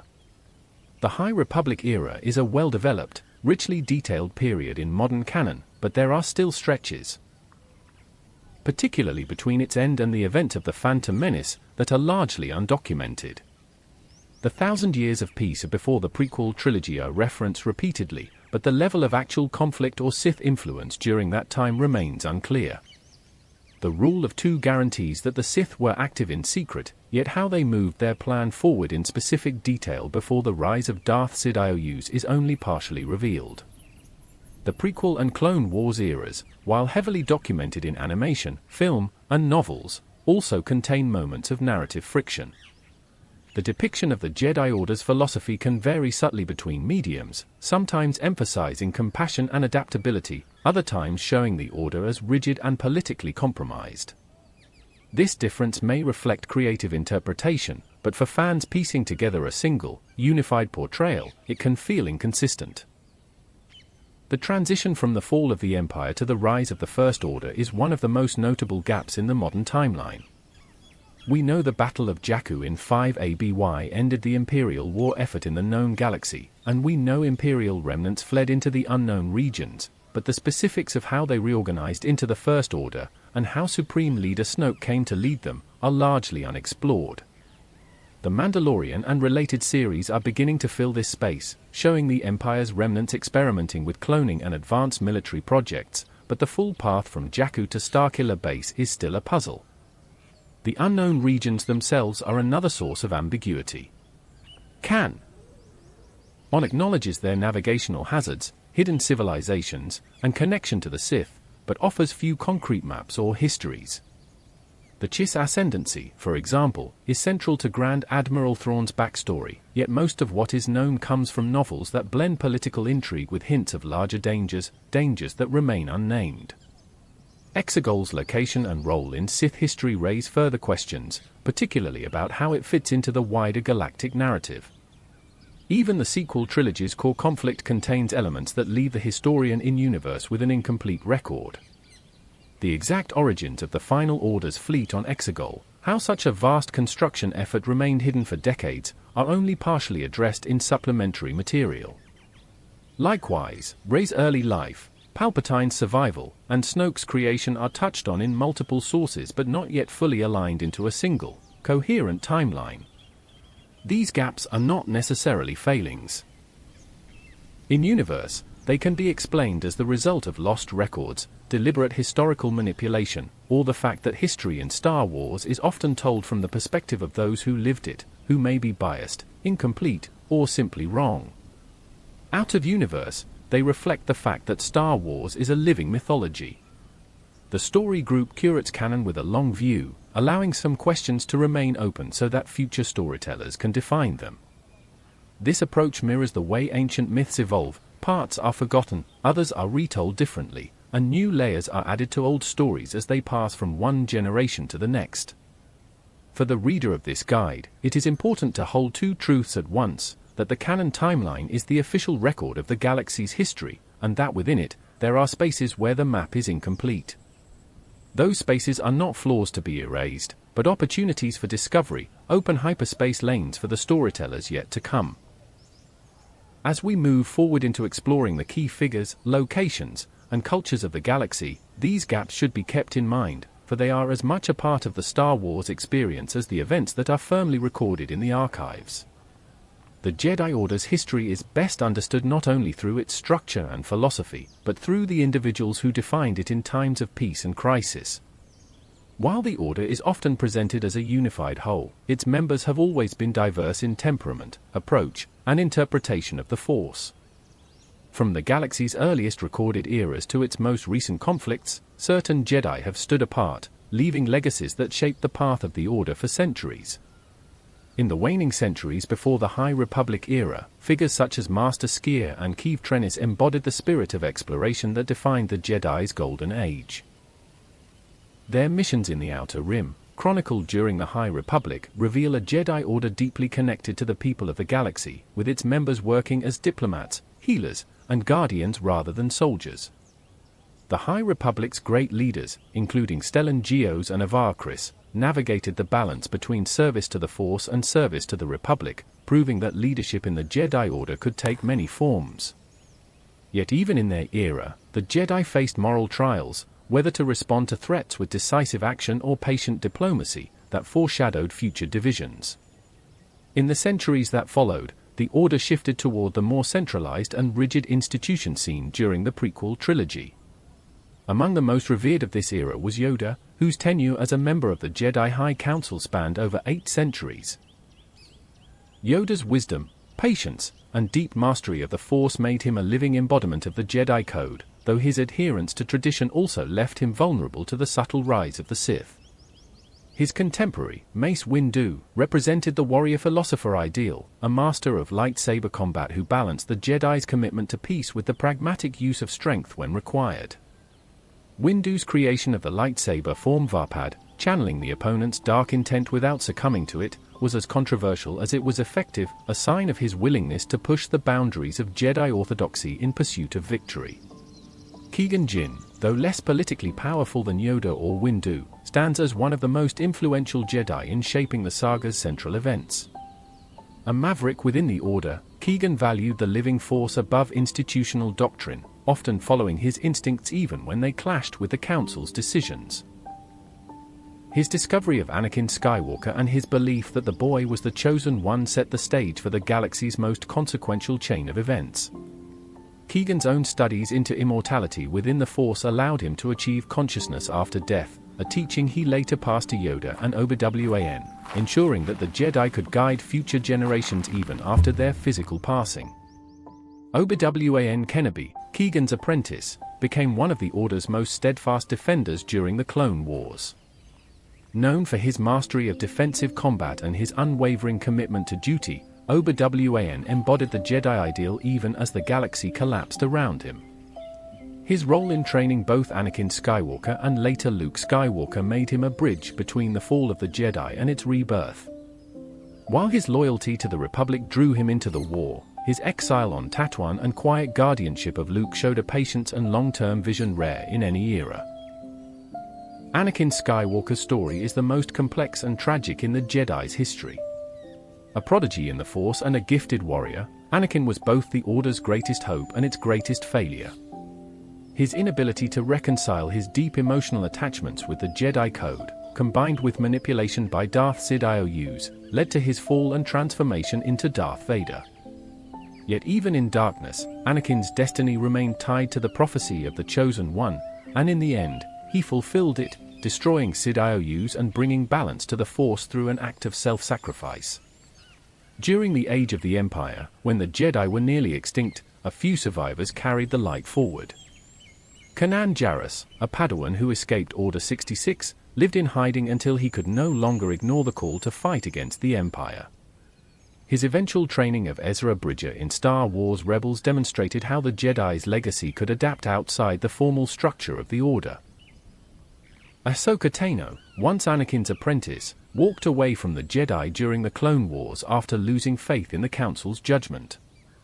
Though she rejected the title of Jedi, she remained a champion of the light side, serving as an advisor to the rebellion and later seeking out Grand Admiral Thrawn, whose return could endanger the fragile post-Imperial peace. In the New Republic era, Luke Skywalker stood as the symbol of the Jedi's return. Guided by the lessons of Obi-Wan and Yoda, Luke rebuilt the Order from the ground up, seeking to learn from the mistakes of the past. His academy, however, was destroyed by his own nephew, Ben Solo, whose fall to the dark side echoed Anakin's. Luke's self-imposed exile on H2 reflected his fear that the Jedi, as an institution, inevitably bred the very darkness they sought to destroy. Yet his final act, projecting himself across the galaxy to face Kylo Ren, restored the Jedi's role as a source of inspiration, proving that their true power lay not only in battle but in the hope they could kindle in others. Rey, the last Jedi at the close of the First Order War, carries the responsibility of shaping the Order's next chapter. Her journey from scavenger to Jedi Knight brought together the teachings of multiple masters, Leia's pragmatism, Luke's eventual humility, and the voices of countless Jedi past. Her rejection of her Sith heritage and choice to take the Skywalker name symbolize a conscious act of self-definition, a commitment to the ideals of the light side on her own terms. Whether she will rebuild the Order as it once was or create something entirely new remains an open question, but her existence ensures that the Jedi story is far from over. Through all these figures, one truth emerges: the Jedi are not defined solely by their codes or structures, but by the choices of individuals who live, or fail to live, by their ideals. In every era, the actions of a single Jedi have altered the fate of the galaxy, for better or worse. The Order's legacy is as much a collection of personal stories as it is a continuous institution, each generation inheriting the triumphs and failures of the last. The Sith have always defined themselves in opposition to the Jedi, but their history is far more than a mere inversion of the light side's ideals. Where the Jedi seek balance and harmony with the Force, the Sith embrace its power as a tool of personal will, bending it to dominate, reshape, and often destroy. While the Sith Order has taken many forms over the millennia, from sprawling empires ruled by countless Dark Lords to the shadowy rule of two, it has always been shaped by individuals whose ambition exceeded the boundaries of law, morality, and even mortality itself. In the current canon, the legacies of certain Sith stand out as defining moments in the galaxy's story. The origins of the Sith in canon are less exhaustively documented than in legends, yet their core philosophy remains constant: through passion, one gains strength; through strength, one gains power; through power, one gains victory. The earliest well-documented figure to reshape the Sith was Darth Bane. Though his life is only briefly referenced in canon, his impact reverberates for 1,000 years. Bane recognized that the Sith's endless infighting had doomed their empires, and so he created the rule of two, one master to embody power, and one apprentice to crave it. This structure ensured secrecy, preserved knowledge, and concentrated power, allowing the Sith to survive in hiding until the time was ripe to strike at the Jedi and the Republic. Among the most significant heirs to Bane's vision was Darth Plagueis, known in whispers as the Wise. Canon offers only fragments of his life, primarily through the story told by Chancellor Palpatine to Anakin Skywalker. Plagueis was said to have such mastery of the Force that he could influence the midichlorians to create life and prevent death.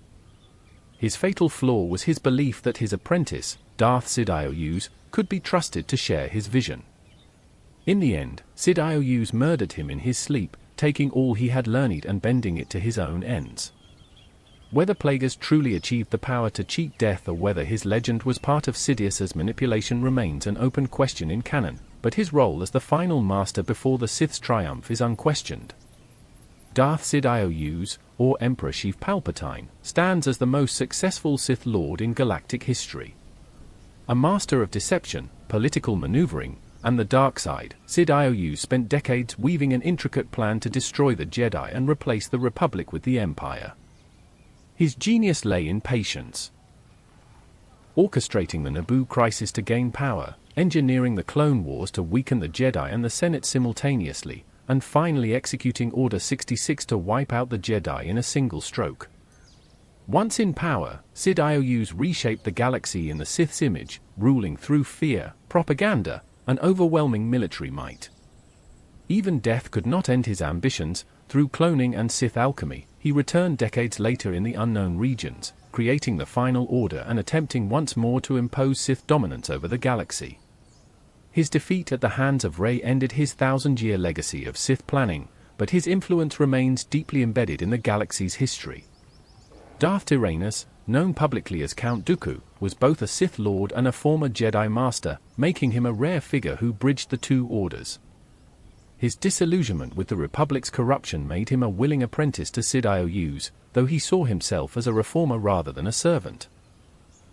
As the political leader of the Separatist Alliance and a master duelist, Tyrannus played a key role in starting the Clone Wars, providing Sidious with the perfect pretext to militarize the Republic.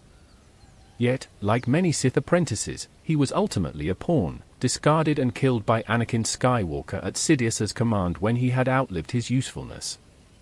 Anakin's transformation into Darth Vader was perhaps Sidious's greatest triumph. In turning the Chosen One to the dark side, Sidious gained not only a powerful apprentice but also dealt the Jedi a devastating psychological blow. Vader's early years were marked by ruthless efficiency in hunting Jedi survivors and crushing resistance across the Empire. Encased in armor that both sustained and imprisoned him, Vader was a symbol of fear to the galaxy and a constant reminder of the Sith's triumph. Yet his loyalty to Sidious was never absolute. Buried beneath the dark side's grip was the compassion and attachment that had once defined Anakin Skywalker. This conflict would ultimately lead to his redemption and the destruction of the Emperor. In the era after the Empire's fall, the Sith were thought to be extinct once more.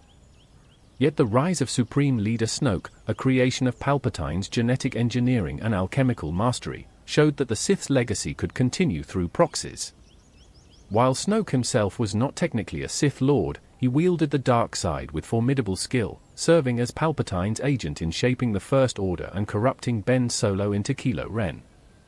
Ren's own path echoed Anakin's, powerful, conflicted, and ultimately redeemed. Though he claimed the mantle of Supreme Leader, Kylo Ren was, in truth, another piece on Palpatine's board. His rejection of the dark side in his final moments marked the end of the Sith as an organized order, though history suggests such endings are rarely permanent. The Sith's legacy is one of ambition without end. From Bane's restructuring to Sidious's galactic dominance, each Sith built upon the foundation laid by those before them, driven by the same belief that the Force exists to serve their will. Their history is as much a warning as it is a record that power pursued without restraint will always consume itself, but not before reshaping the galaxy in its image.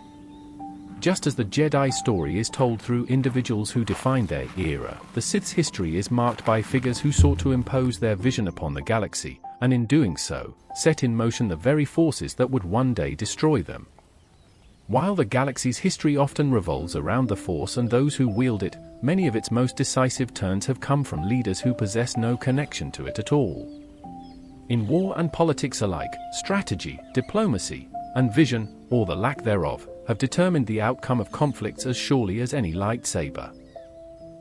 These individuals often operated in the same arenas as Jedi and Sith, but with methods rooted in logistics, persuasion, and raw force of will rather than mystical power. In the final years of the Republic, Chancellor Sheev Palpatine's rise to power was aided, and in many ways legitimized, by the support of skilled political allies. Among them, Bail Organa of Alderaan stood as one of the most respected voices in the Senate.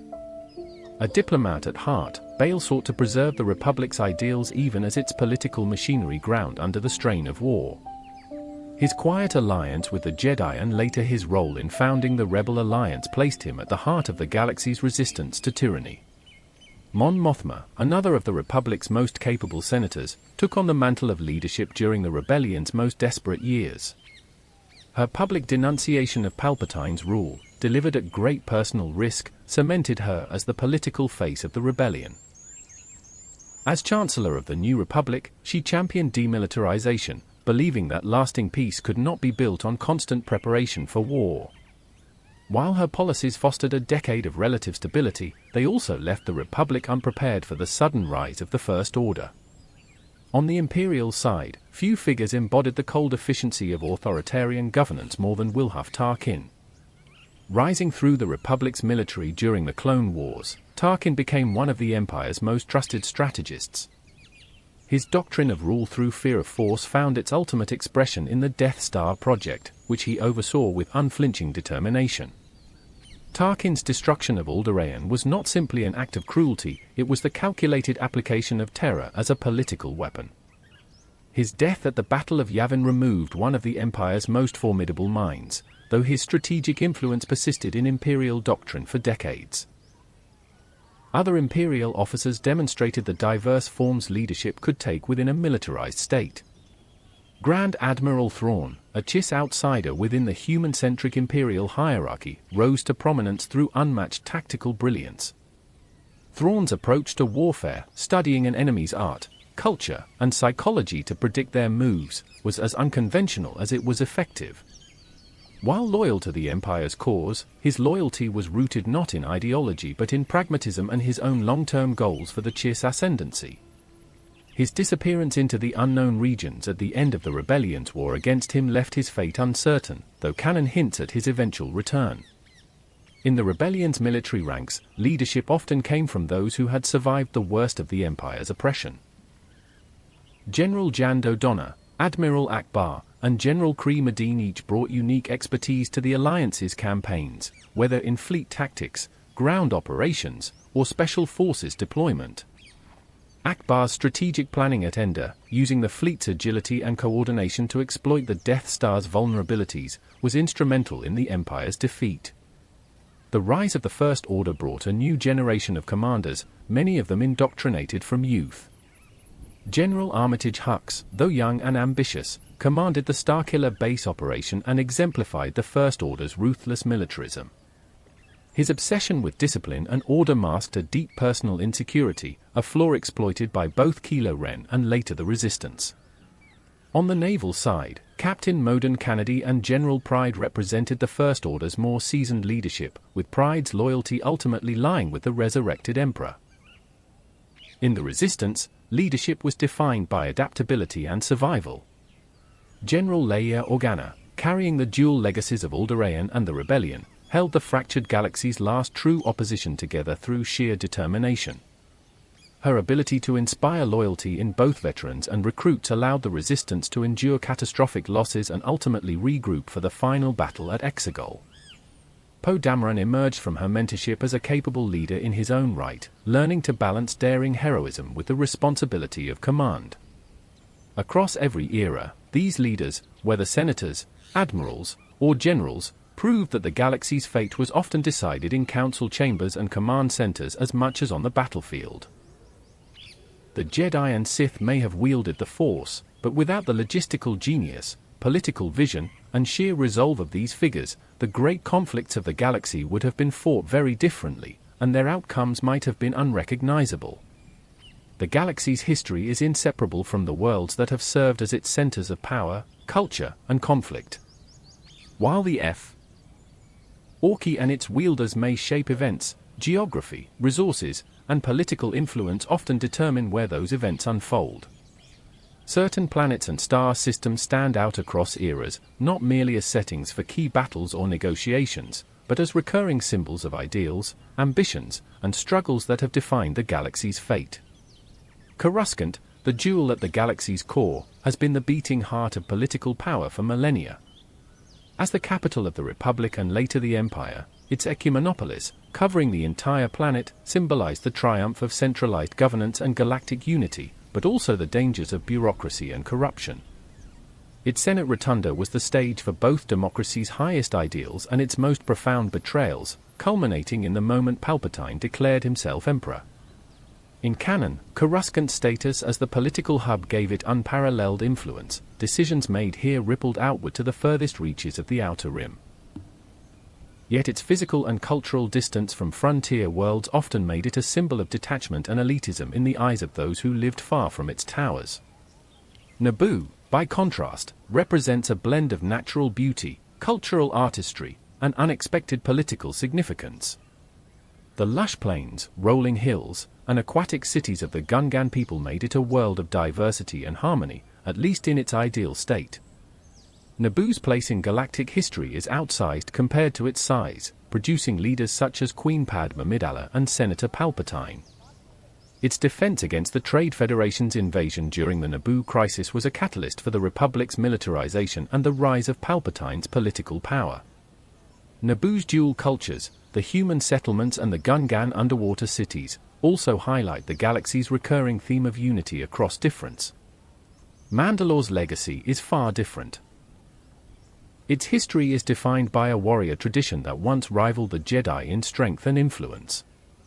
By the time of the Clone Wars, Mandalore's ruling government, led by Duchess Satine Kryze, had embraced pacifism, a sharp departure from its martial roots. This ideological shift fractured Mandalorian society, fueling civil conflict and opening the door for Maul's Shadow Collective to seize power. In the New Republic era, Mandalore's ruins and scattered clans became a symbol of resilience and cultural survival. The dark saber, a relic of the first Mandalorian Jedi, remains a potent political and spiritual symbol, determining leadership in Mandalorian tradition. Alderaan stands as the great tragedy of the rebellion's early days. Known for its commitment to diplomacy, education, and peace, Alderaan served as a moral counterweight to the Empire's tyranny. The destruction of the planet by the Death Star was more than a military strike. It was a deliberate act of terror meant to break the spirit of the rebellion and demonstrate the Empire's power. Instead, it had the opposite effect, galvanizing resistance across the galaxy. In the cultural memory of the New Republic, Alderaan became a martyr world, its ideals carried forward by survivors like Leia Organa. Tatooine, though far removed from the galaxy's political core, repeatedly serves as a fulcrum for events of galactic importance. A desert world dominated by crime syndicates and Hutt cartels, it lies on the fringe of Republic and Imperial influence. Yet it was the home of both Anakin and Luke Skywalker, marking it as a symbolic starting point for the galaxy's two most important Jedi. Tatooine's harsh environment and lawless politics reflect the struggles of countless Outer Rim worlds, where survival depends less on law and more on adaptability. Kashyyyk, the Wookiee homeworld, embodies the link between cultural heritage and political consequence. Its towering Roshi trees and proud warrior culture made it a target for Imperial occupation, as the Wookiees were enslaved to support the Empire's vast labor needs. Their liberation by the rebellion was both a moral and strategic victory, returning a fiercely loyal ally to the cause of galactic freedom. Jakku, though seemingly a wasteland, became the site of the Empire's final stand in the Galactic Civil War. The Battle of Jakku Scale left massive starship wreckage scattered across its deserts, a haunting reminder of the war's cost. Its isolation later made it the perfect hiding place for secrets, including the location where Rey's journey began. In the unknown regions, Exegol stands as the antithesis of worlds like Coruscant or Naboo. Hidden in navigational shadows and steeped in the dark side, it served as the base for the resurrected Emperor Palpatine and the Final Order. Its storm-swept skies and monumental Sith citadel are visual manifestations of the Sith's hunger for power at any cost. In contrast, the Chiss ascendancy, also hidden within the unknown regions, remains largely mysterious in canon, with its capital Scylla representing a different form of isolation, one rooted in strategic secrecy rather than the dark side's corruption. From city planets to barren deserts, from pastoral worlds to shadowed strongholds, these planets and systems are more than settings, they are actors in the galaxy's grand drama. Each has shaped the course of events not only through the resources or strategic value they offer, but through the ideals, cultures, and histories they represent. Understanding them is essential to understanding Star Wars itself, for in the galaxy far, far away, the ground beneath one's feet often matters as much as the stars above. The galaxy far, far away is defined as much by its diversity of species as by the sweeping struggles between light and dark. Every system, every planet, carries its own native life forms, many of which have risen to develop complex societies, interstellar capabilities, and distinctive cultural legacies. From the densely populated core worlds to the remote edges of the unknown regions, sentient species have not merely inhabited history, they have written it. The humans of the galaxy, despite being only one of many species, are by far the most numerous and politically dominant. Their adaptability to a vast range of climates and environments has allowed them to colonize thousands of worlds, often becoming the ruling majority in planetary governments. In canon, humans are at the heart of both the Republic and the Empire, though their dominance has often come at the expense of non-human representation, particularly under the xenophobic policies of imperial rule. The galactic capitals of Coruscant and Hosnian Prime have been shaped largely by human cultural norms, yet their histories remain intertwined with countless alien species. The Wookiees of Kashyyyk stand as one of the most iconic non-human species, known for their immense physical strength, loyalty, and deep spiritual connection to nature. Their towering Roshi tree cities are a testament to their ability to live in harmony with their environment. Wookiees value honor and life debts, a tradition in which a Wookiee pledges service to someone who has saved their life. In the era of the Empire, their enslavement symbolized the oppression of non-human species, while their liberation became a moral victory for the rebellion. The Twi'leks of Rylith embody a blend of resilience and political complexity. With their distinct Leku headtails, central to communication and cultural identity, Twi'leks have endured both Hutt dominance and imperial occupation. Their homeworld's harsh conditions fostered a pragmatic, survivalist mindset, while their widespread diaspora integrated Twi'lek culture into countless worlds. Figures like Heros Syndulla of the Rebellion exemplify the Twi'leks' capacity for leadership and resistance. The Mandalorians, while not a single biological species, represent one of the galaxy's most influential cultural groups. Bound together by a shared warrior creed rather than shared genetics, Mandalorians encompass multiple species, with humans being the majority. Their society is defined by the Risol Nair, the 6 actions that dictate loyalty to clan, adherence to armor traditions, and readiness for battle. Mandalorian culture has shifted dramatically over time, from expansionist conquest to pacifism to scattered survival, but the Darksaber remains a unifying symbol of leadership and legitimacy. The Mon Calamari of Mon Cala are famed for their shipbuilding mastery, their vessels forming the backbone of the Rebel Alliance fleet. Amphibious and technologically adept, Mon Calamari society values cooperation and collective defense. Admiral Akbar's leadership at Endor is perhaps the most visible symbol of their contributions to galactic freedom, but their shipyards and engineering genius were equally decisive.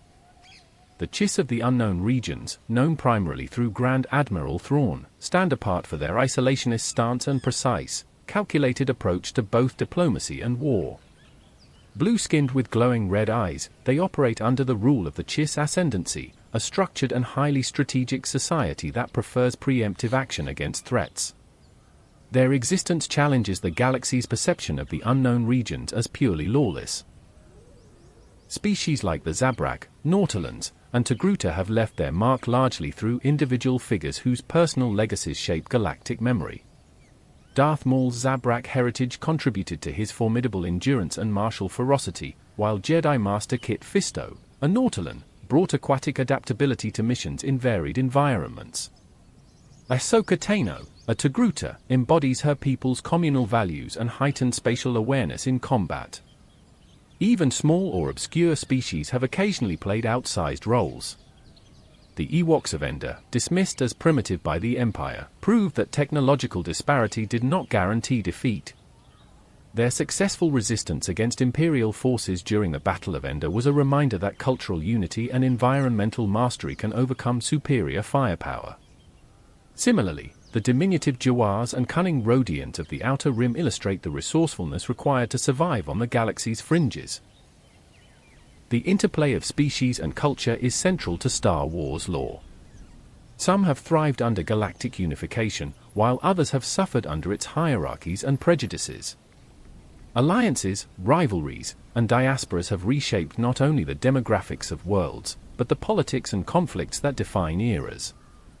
The galaxy story is not merely that of Jedi and Sith, Republic and Empire, it is the shared history of countless peoples, each carrying traditions, languages, and values into the vast, tangled web of interstellar life. Technology in the Star Wars galaxy is not merely a backdrop, it is the infrastructure of civilization, the engine of war, and often, the deciding factor in the survival or destruction of entire worlds.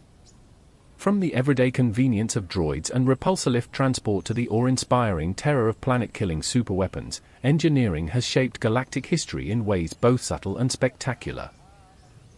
Each era reflects its own relationship with technological progress, who controls it, who innovates, and who resists it. Hyperdrive remains the single most transformative invention in galactic history. By allowing ships to travel faster than light through hyperspace lanes, it connected worlds across vast distances, enabling the Republic's political unity and the spread of trade, culture, and warfare. These lanes, some charted for millennia, became arteries of civilization, fiercely guarded and strategically vital. Control of hyperlane junctions often determined the balance of power, with blockades, like the Trade Federation's occupation of Naboo, serving as potent political weapons. The precision of hyperdrive technology also required astrogation charts and navigational computers, meaning that access to accurate hyperspace data was as valuable as the ships themselves. Starship design reflects the philosophy and resources of the civilizations that build them. The sleek Naboo N-1 starfighters, blending artistry and performance, reveal a culture that sees technology as an extension of beauty. By contrast, the Imperial Star Destroyer embodies industrial dominance, massive, angular, and built for intimidation as much as firepower. The Mon Calamari's organically curved cruisers, repurposed from passenger liners into warships, showcase adaptability and a commitment to defense rather than conquest. In the modern era, the First Order's Resurgent-class Star Destroyers took Imperial designs and scaled them for psychological impact, creating fleets that seem to promise endless military force. Superweapons have shaped galactic fear and policy for generations. The Death Star project stand as the most infamous examples, colossal space stations capable of destroying entire planets with a single shot. While the Empire justified them as deterrents, their use, particularly against Alderaan, revealed them as tools of pure terror. In the sequel era, Starkiller Base amplified this doctrine by weaponizing an entire planet, drawing on the energy of a star to annihilate multiple worlds at once. These projects required unprecedented resource mobilization, secrecy, and the forced labor of countless beings, a testament to the political will and cruelty required to bring them to life. Droid technology is perhaps the most ubiquitous and versatile in the galaxy. From astromechs like R2-D2, whose navigational and repair skills can mean the difference between life and death in space travel, to protocol droids like C-3PO, whose fluency in millions of languages facilitates diplomacy, droids serve in every conceivable role.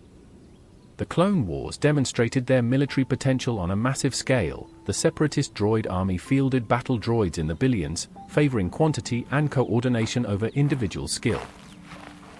Yet droid sentience, hinted at through personalities and decision-making, raises ethical questions rarely addressed in mainstream galactic politics. Weapons engineering has been shaped by both tradition and necessity. The blaster, lightweight, modular, and deadly, dominates personal combat. Variants like the DC-15 used by clone troopers or the EO-11 carried by stormtroopers are designed for standardized military supply chains, prioritizing ruggedness over elegance. More exotic designs, such as bowcasters favored by Wookiees or the disruptor rifles banned by the Republic, reflect cultural identity and moral boundaries in warfare. Lightsabers stand apart as unique, handcrafted weapons tied intimately to their wielder through kyber crystals. Their construction process, preserved by the Jedi, was both a rite of passage and a test of connection to the Force. The Sith, in contrast, bled kyber crystals through the dark side, creating their signature crimson blades. Engineering also shaped galactic society through infrastructure and everyday life. Repulsor technology made possible everything from floating cities like Bespin's Cloud City to speeder bikes capable of high-speed chases through forests.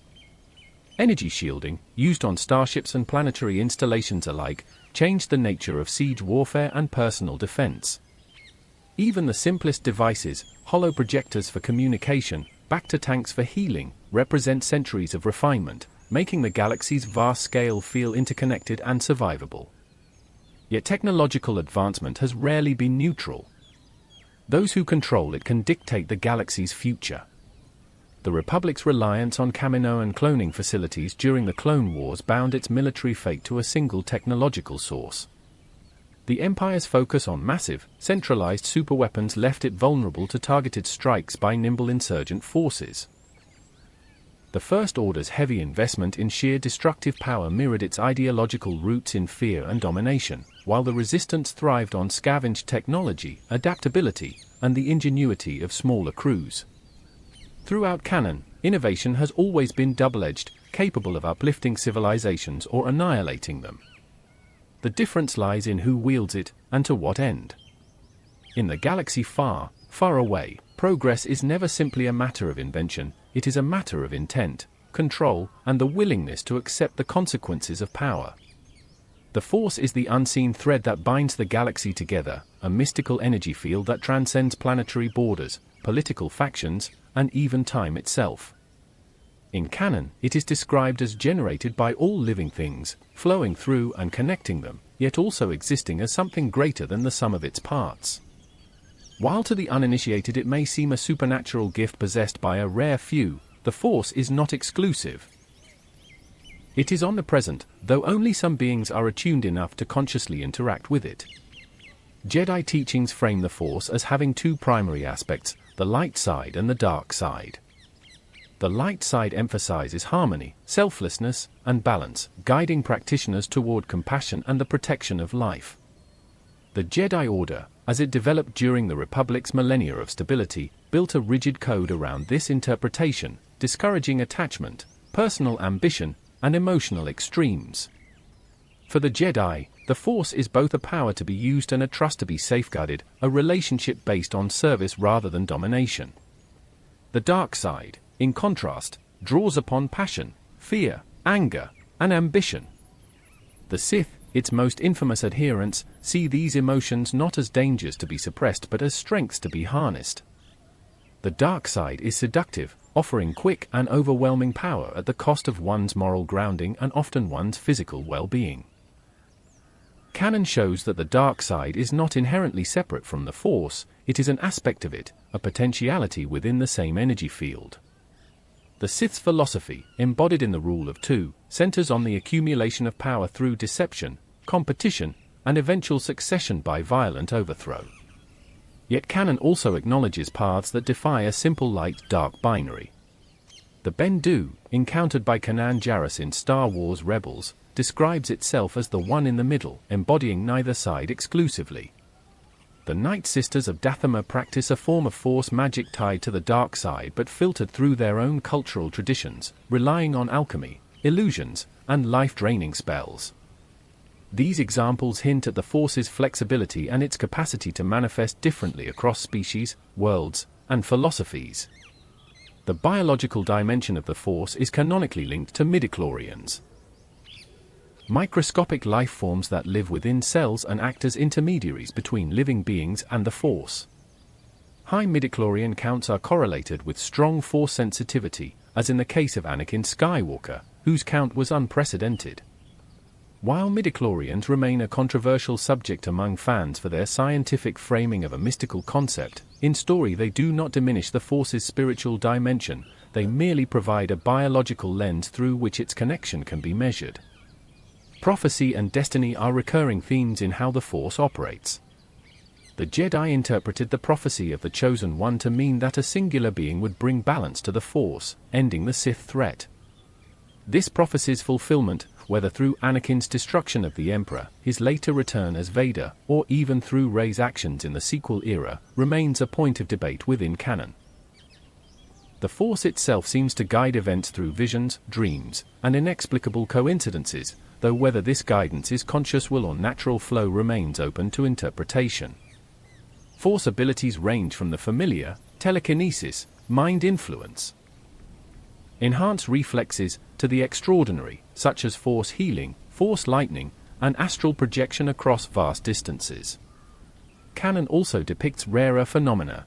Ezra Bridger's ability to connect with creatures on a profound level, Rey and Kylo Ren's Force dyad allowing shared perceptions and even physical exchanges across space, and the world between worlds, a mysterious realm connected to time and space manipulation. Perhaps the most profound aspect of the Force in canon is its refusal to be contained by ideology. While the Jedi and Sith have sought to claim exclusive authority over its use, individuals like Ahsoka Tano, who walks away from the Jedi yet continues to serve life and justice, prove that the Force can be honored outside of institutional doctrine. Luke Skywalker himself, in later years, recognizes the hubris in believing the Jedi alone should determine the Force's will, concluding that the Force does not belong to any one order. The Force remains, in essence, the galaxy's greatest mystery, an eternal presence, shaping events through both grand cosmic movements and the smallest, most personal choices. It is at once a source of unity and division, hope and fear, salvation and temptation. Every age interprets it anew, and every being touched by it must decide, is the Force a servant to be commanded, a master to be obeyed, or a partner to be respected? The Jedi Order, as presented in Star Wars canon, stands as one of the most enduring and influential institutions in galactic history.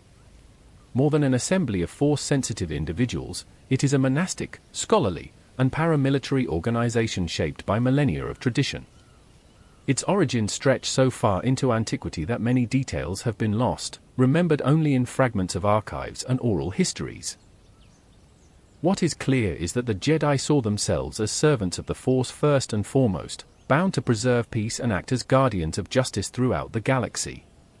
Philosophically, the Order's core principles centered on selflessness, non-attachment, and harmony with the light side of the Force. The Jedi Code discouraged personal ambition, romantic attachment, and emotional extremes, seeing them as paths to the dark side. To live as a Jedi was to accept a life of discipline, humility, and service. This strict moral framework created a sense of unity among members but also an institutional rigidity that would later leave the Order vulnerable to manipulation and blind spots. Structurally, the Jedi Order was overseen by the Jedi High Council, a body of 12 masters who interpreted the will of the Force and directed the Order's activities. Beneath them, the ranks flowed from Padawans, apprentices trained under a single knight or master, up to knights themselves, who had passed the trials, and finally to masters, who demonstrated exceptional wisdom and leadership. Training began at a young age, often with infants identified as Force-sensitive and brought to the Jedi Temple on Coruscant to be raised away from their birth families. This practice, intended to prevent attachments, often created a lifelong divide between Jedi and the worlds they served. The Jedi Temple itself was both a sacred space and a nerve center for the Order's galaxy-wide operations. Its spires housed archives containing centuries of recorded history, holocrons preserving the teachings of past masters, and training grounds for combat, meditation, and diplomacy. The temple was also symbolically aligned with the Galactic Republic, sitting at the political heart of Coruscant. This proximity to power reflected the Jedi's role as defenders of the Republic, but it also exposed them to political influence and dependency. For most of the Republic's history, Jedi served as peacekeepers, mediators, and investigators rather than soldiers. They were deployed to resolve disputes, protect vulnerable worlds, and prevent the escalation of conflicts. Yet this role shifted dramatically with the onset of the Clone Wars. Accepting the role of generals in the Grand Army of the Republic, the Jedi moved from being guardians of peace to leaders in galactic war. This shift, though born of necessity, bound them tightly to the political fate of the Republic and brought them into direct conflict with the Sith in ways that eroded their impartiality. The Jedi's downfall was as much political as it was spiritual. Darth's IOUs, Palpatine, used their reliance on the Republic to orchestrate their destruction from within. By engineering the war, manipulating the Senate, and exploiting the Jedi's trust in him as Chancellor, IOUs positioned the Order as enemies of the state. When the moment came, Order 66 was executed with brutal efficiency. Clone troopers turned on their Jedi commanders, nearly wiping the Order out in a single day. Those few who survived, Obi-Wan Kenobi, Yoda, Kanan Jarrus, Ahsoka Tano, were forced into exile, their lives reduced to secrecy and survival. In the years following their purge, the Jedi became mythologized, their role in history distorted or forgotten by much of the galaxy.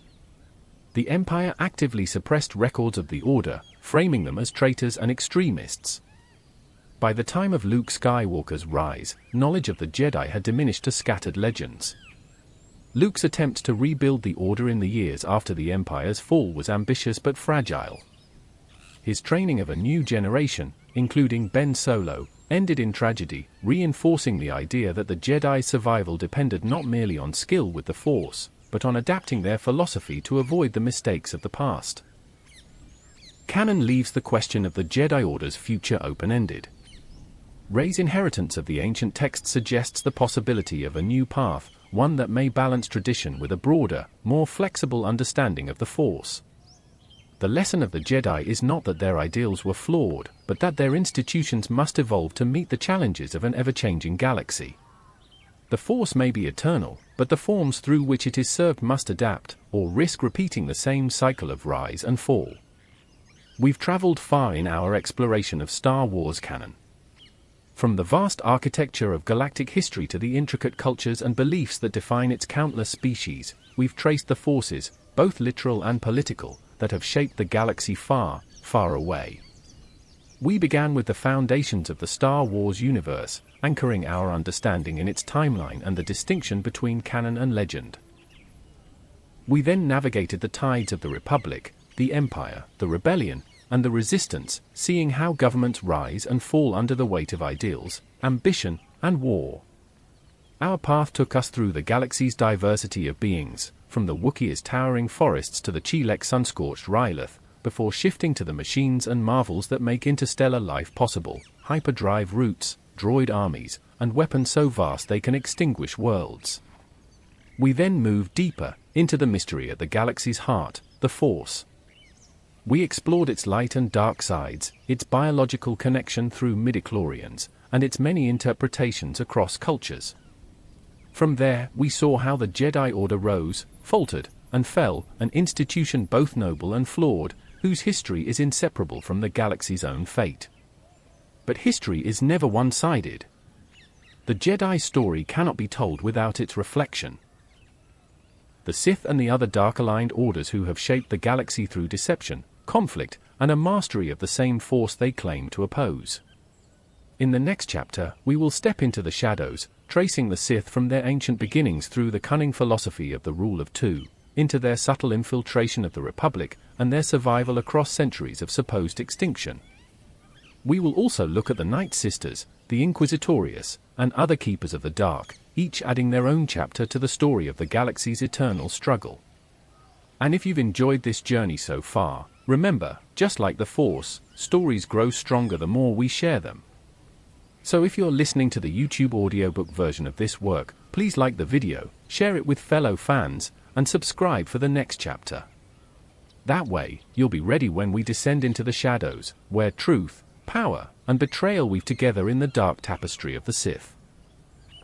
The history of the Sith in Star Wars canon is a tale of survival through transformation of a dark tradition that has endured extinction after extinction by reshaping itself to thrive in secrecy.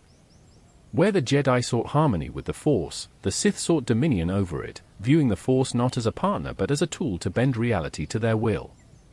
This philosophy was rooted in passion, emotion, and the rejection of restraint, embracing the dark side's promise of immediate and overwhelming power. The Sith's origins lie in an ancient conflict with the Jedi, one so old that in canon it exists mostly in fragments, hints in holocrons, whispered legends, and artifacts left behind in forgotten temples. Early Sith were not merely fallen Jedi, they were members of an entire civilization bound to the dark side. But the Sith's inherent internal rivalries, driven by ambition and mistrust, made them vulnerable to collapse. To solve this, Darth Bane instituted the rule of two. There would be only two Sith at any given time, a master to embody power, and an apprentice to crave it. This ensured secrecy, reduced infighting, and sharpened ambition into a focused, deadly cycle. This system proved so effective that for 1,000 years, the Sith hid in the shadows, their existence believed ended by the Jedi. In truth, they operated from behind the scenes, infiltrating political systems, financial institutions, and even the Republic's highest offices.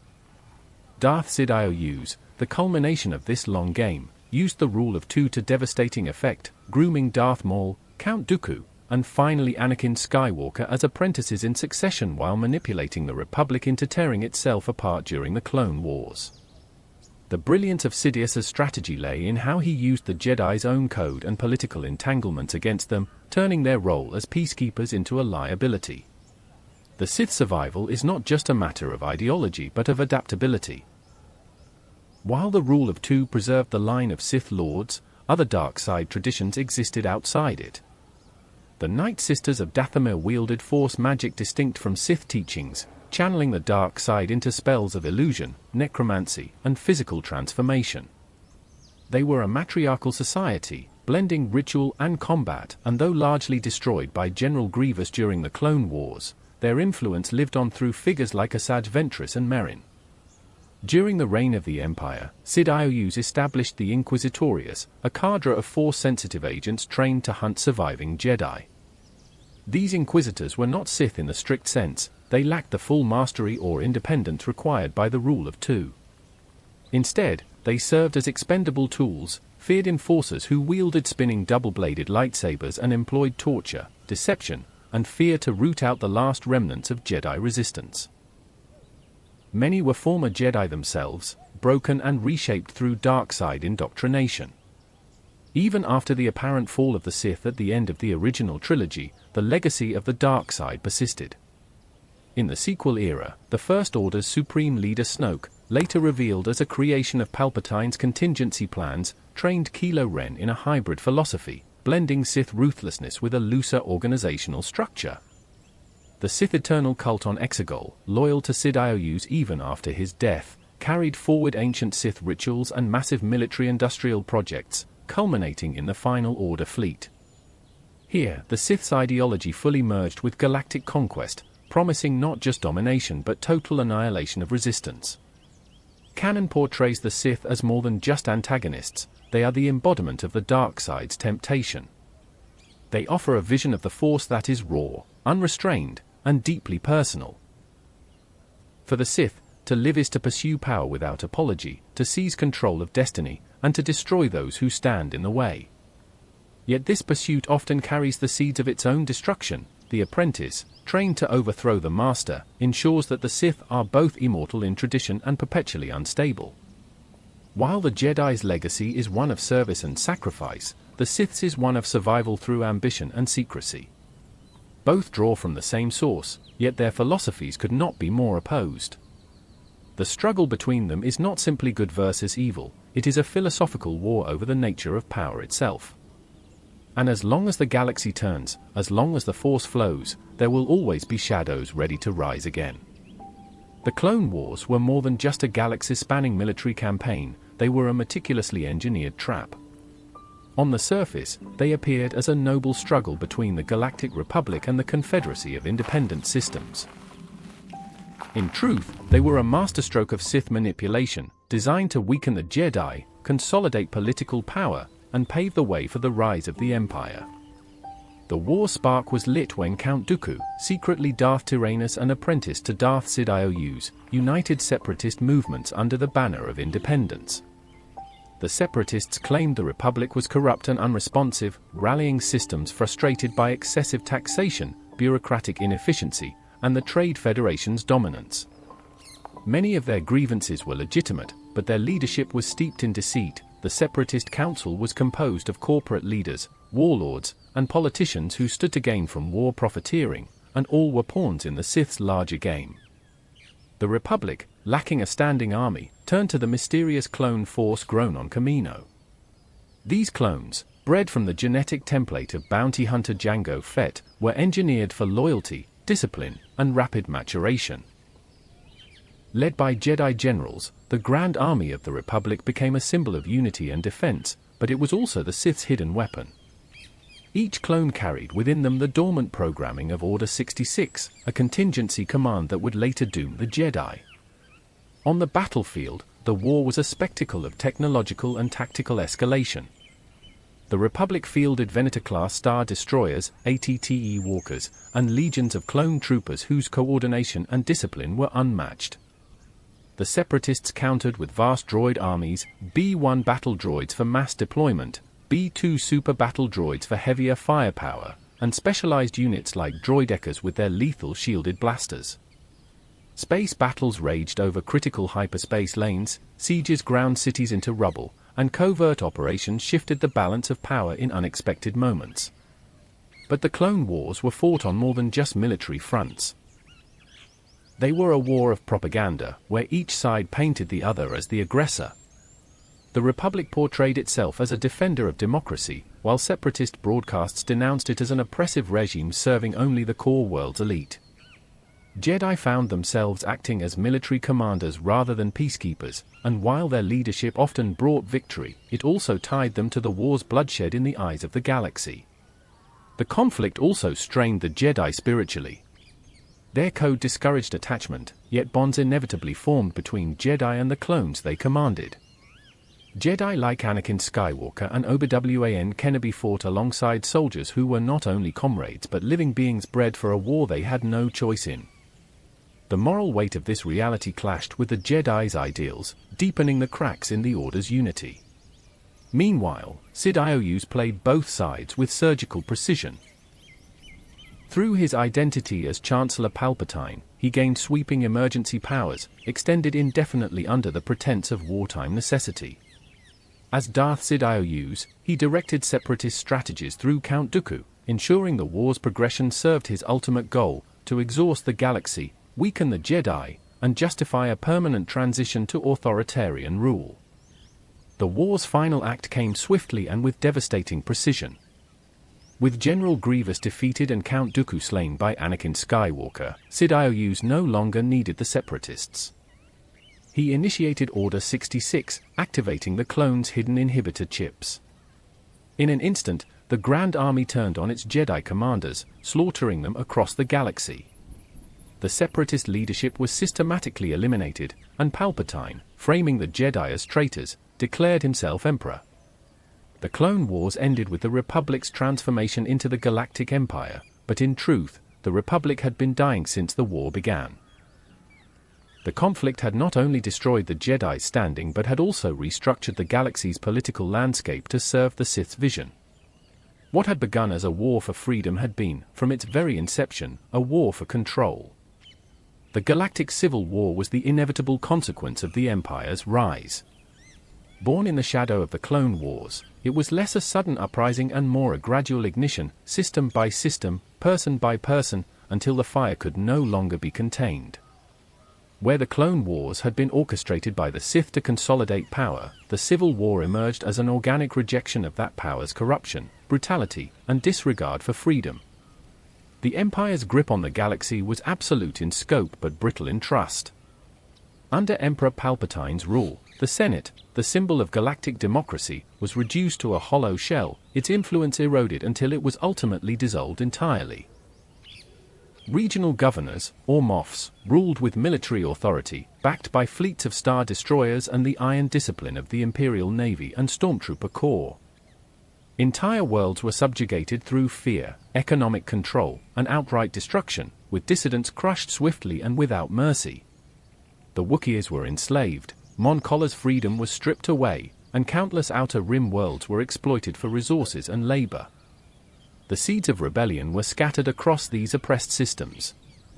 Some came from worlds that had once been separatists, their mistrust of centralized rule only deepened by the Empire's excesses. Others came from loyal Republic worlds disillusioned by the Empire's authoritarianism. What united them was the recognition that Palpatine's new order was not a continuation of the Republic, but its antithesis. Small resistance cells began to form, many operating independently at first, with little coordination. Leaders like Bail Organa of Alderaan and Mon Mothma of Chandrila worked in secret to unify these scattered movements into a single rebel alliance, knowing that open opposition carried the risk of annihilation. The war's first major symbol came not from a battlefield but from the Death Star, the Empire's ultimate weapon, capable of destroying entire planets in an instant. When the station's existence was revealed, it became the embodiment of Imperial terror. The rebellion's theft of the Death Star plans, achieved at the cost of countless lives during the mission to Scarif, set the stage for a confrontation that would galvanize the galaxy. The destruction of the first Death Star at the Battle of Yavin was a staggering blow to the Empire, proving that it was not invincible. The victory made heroes of pilots like Luke Skywalker and leaders like Princess Leia Organa, but it also painted the rebellion as a direct threat that the Emperor vowed to eradicate. The war raged across diverse fronts, from icy Hoth to the bustling smuggler haven of Nar Shaddaa, from the forests of Endor to the deep void of space above Sullust.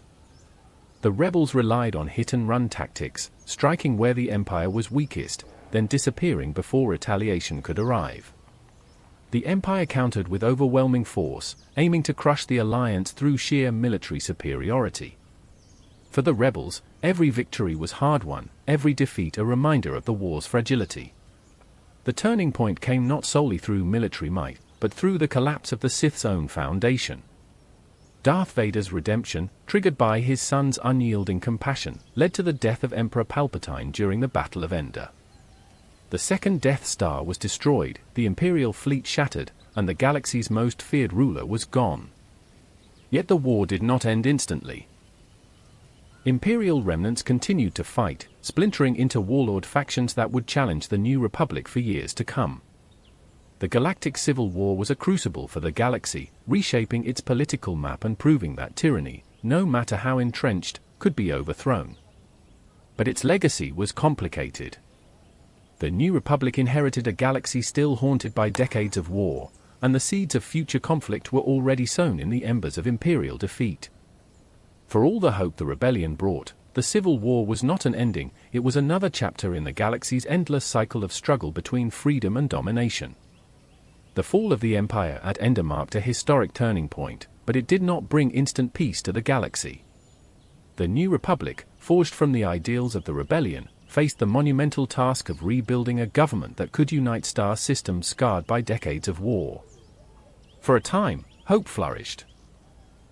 The Senate was restored, capital worlds rotated between terms to avoid the centralization of power that had doomed the Republic before, and the horrors of the Death Star became a rallying cry for liberty. Yet beneath this optimism lay fractures.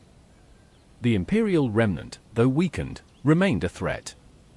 Warlords held pockets of territory, raiding trade lanes and challenging Republic authority. The New Republic's leaders, wary of becoming an oppressive power themselves, kept their military limited, relying heavily on diplomacy and local defense forces. This restraint won moral credibility but left them vulnerable to enemies who never abandoned the dream of restoring imperial rule. Chief among those enemies was the hidden force gathering in the galaxy's unknown regions, the First Order. Born from imperial officers, loyalists, and strategists who refused to accept defeat, the First Order inherited the discipline and ideology of the Empire but learned from its failures. Operating in secrecy, they rebuilt their military far from the Republic's reach, training stormtroopers from childhood and developing new technologies of fear. Their fleets were sleek, their weapons devastating, and their propaganda painted the New Republic as decadent and weak. The Republic's response to this emerging threat was complicated by political division. The Senate split into two main blocs: the centrists, who favored stronger central authority and closer ties with former imperial worlds, and the populists, who championed planetary autonomy and opposed military buildup. These ideological battles slowed decisive action, leaving the task of active resistance to the Resistance, a small, independently operated force led by General Leia Organa. Though officially unaffiliated, the Resistance received quiet support from sympathetic senators and worlds who recognized the First Order's danger. The First Order's first open blow shattered the fragile peace. Starkiller Base, a superweapon capable of destroying entire star systems at once, obliterated the Hosnian system, the seat of the New Republic government, in a single strike. This act not only decapitated the Republic's leadership but also broke the galaxy's illusion of safety. Without a centralized fleet to respond, the Resistance became the primary military opposition, facing overwhelming odds. The conflict was not only political and military, it was also deeply personal. The rise of Kylo Ren, heir to both the Skywalker bloodline and the teachings of the dark side, bridged the Sith legacy to the new era. Trained by Luke Skywalker before falling under the sway of Supreme Leader Snoke, Kylo represented the ongoing struggle between light and dark, echoing the conflicts of past generations. His story intertwined with that of Rey, a Force-sensitive scavenger whose mysterious past became central to the galaxy's fate. When the First Order's leadership was revealed to be tied directly to Emperor Palpatine, surviving through the Sith Eternal cult on Exegol, the war took on an even darker dimension. The Final Order's vast fleet threatened not just political dominance, but the annihilation of all opposition. It was in this crucible that the galaxy's scattered forces rallied once more, echoing the unity of the rebellion in the final days of the Civil War. The New Republic era stands as a lesson in the difficulty of sustaining peace after victory. The same cycles of mistrust, ambition, and fear that had fueled millennia of conflict returned in new forms. The galaxy's struggle between freedom and domination did not end with the fall of the Empire. It evolved, as it always had, into the next chapter of an eternal story. Across the breadth of the Star Wars saga, from the earliest whispers of the Jedi and the Sith to the final battles against the First Order, one truth emerges. History in the galaxy far, far away is cyclical. Empires rise, rebellions ignite, and the struggle between freedom and control repeats itself across generations. Victory rarely marks an end, it is only ever a pause before the next storm. We have traced the arc of this history in detail, through wars engineered by manipulation, revolutions born from hope, and fragile peacetimes undermined by mistrust. The Republic's transformation into the Empire was not a sudden fall but the result of gradual erosion, a lesson that the line between democracy and tyranny is perilously thin. The Jedi, with all their wisdom, fell not solely because of the Sith's cunning, but because their own rigidity made them slow to adapt. The Sith, for all their ambition and power, were never able to escape their own cycle of betrayal, each apprentice destined to one day rise against their master. The galaxy's great conflicts, whether the Clone Wars, the Galactic Civil War, or the war against the First Order, were fought not only with fleets and armies but with ideals.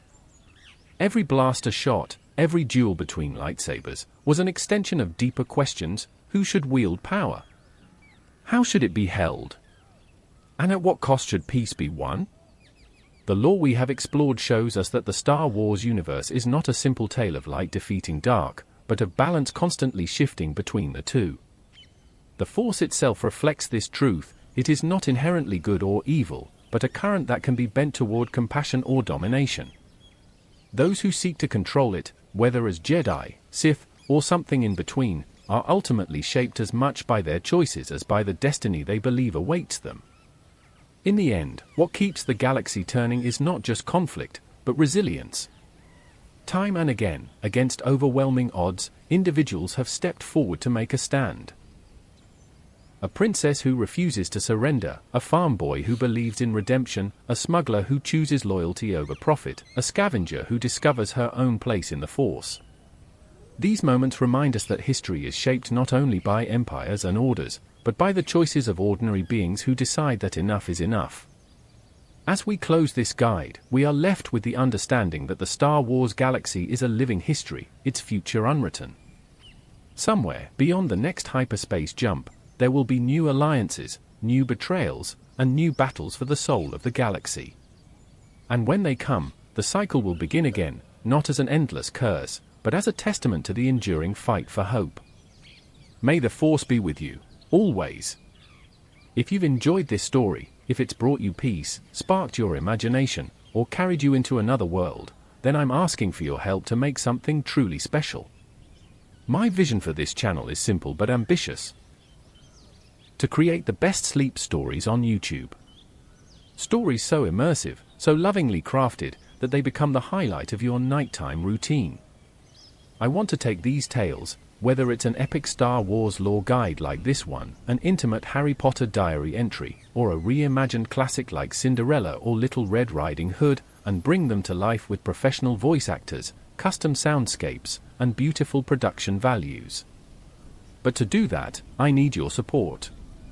Here's how you can make a real difference right now. Like this video so the YouTube algorithm knows it's worth sharing. Comment your thoughts, what you loved, what you want to hear next, or even your own story ideas. Share it with a friend who loves stories as much as you do. Subscribe so you don't miss the next chapter or tale, and so you're part of this journey from the ground up. Every single click, every like, share, and subscription pushes this channel closer to monetization. And once we're there, I can hire talented voice actors, expand the library of stories, and produce them at a level that will make them unforgettable. This is more than just bedtime storytelling. This is about building a home for dreamers, readers, and lovers of fantasy from every corner of the world. I love stories. I love how they connect us, teach us, and transport us. And with your help, we can make this channel a place where imagination has no limits. So if this video has made your night a little brighter, please take a moment to like, comment, share, and subscribe. Together, we can make something magical. Sweet dreams, and I'll see you in the next story.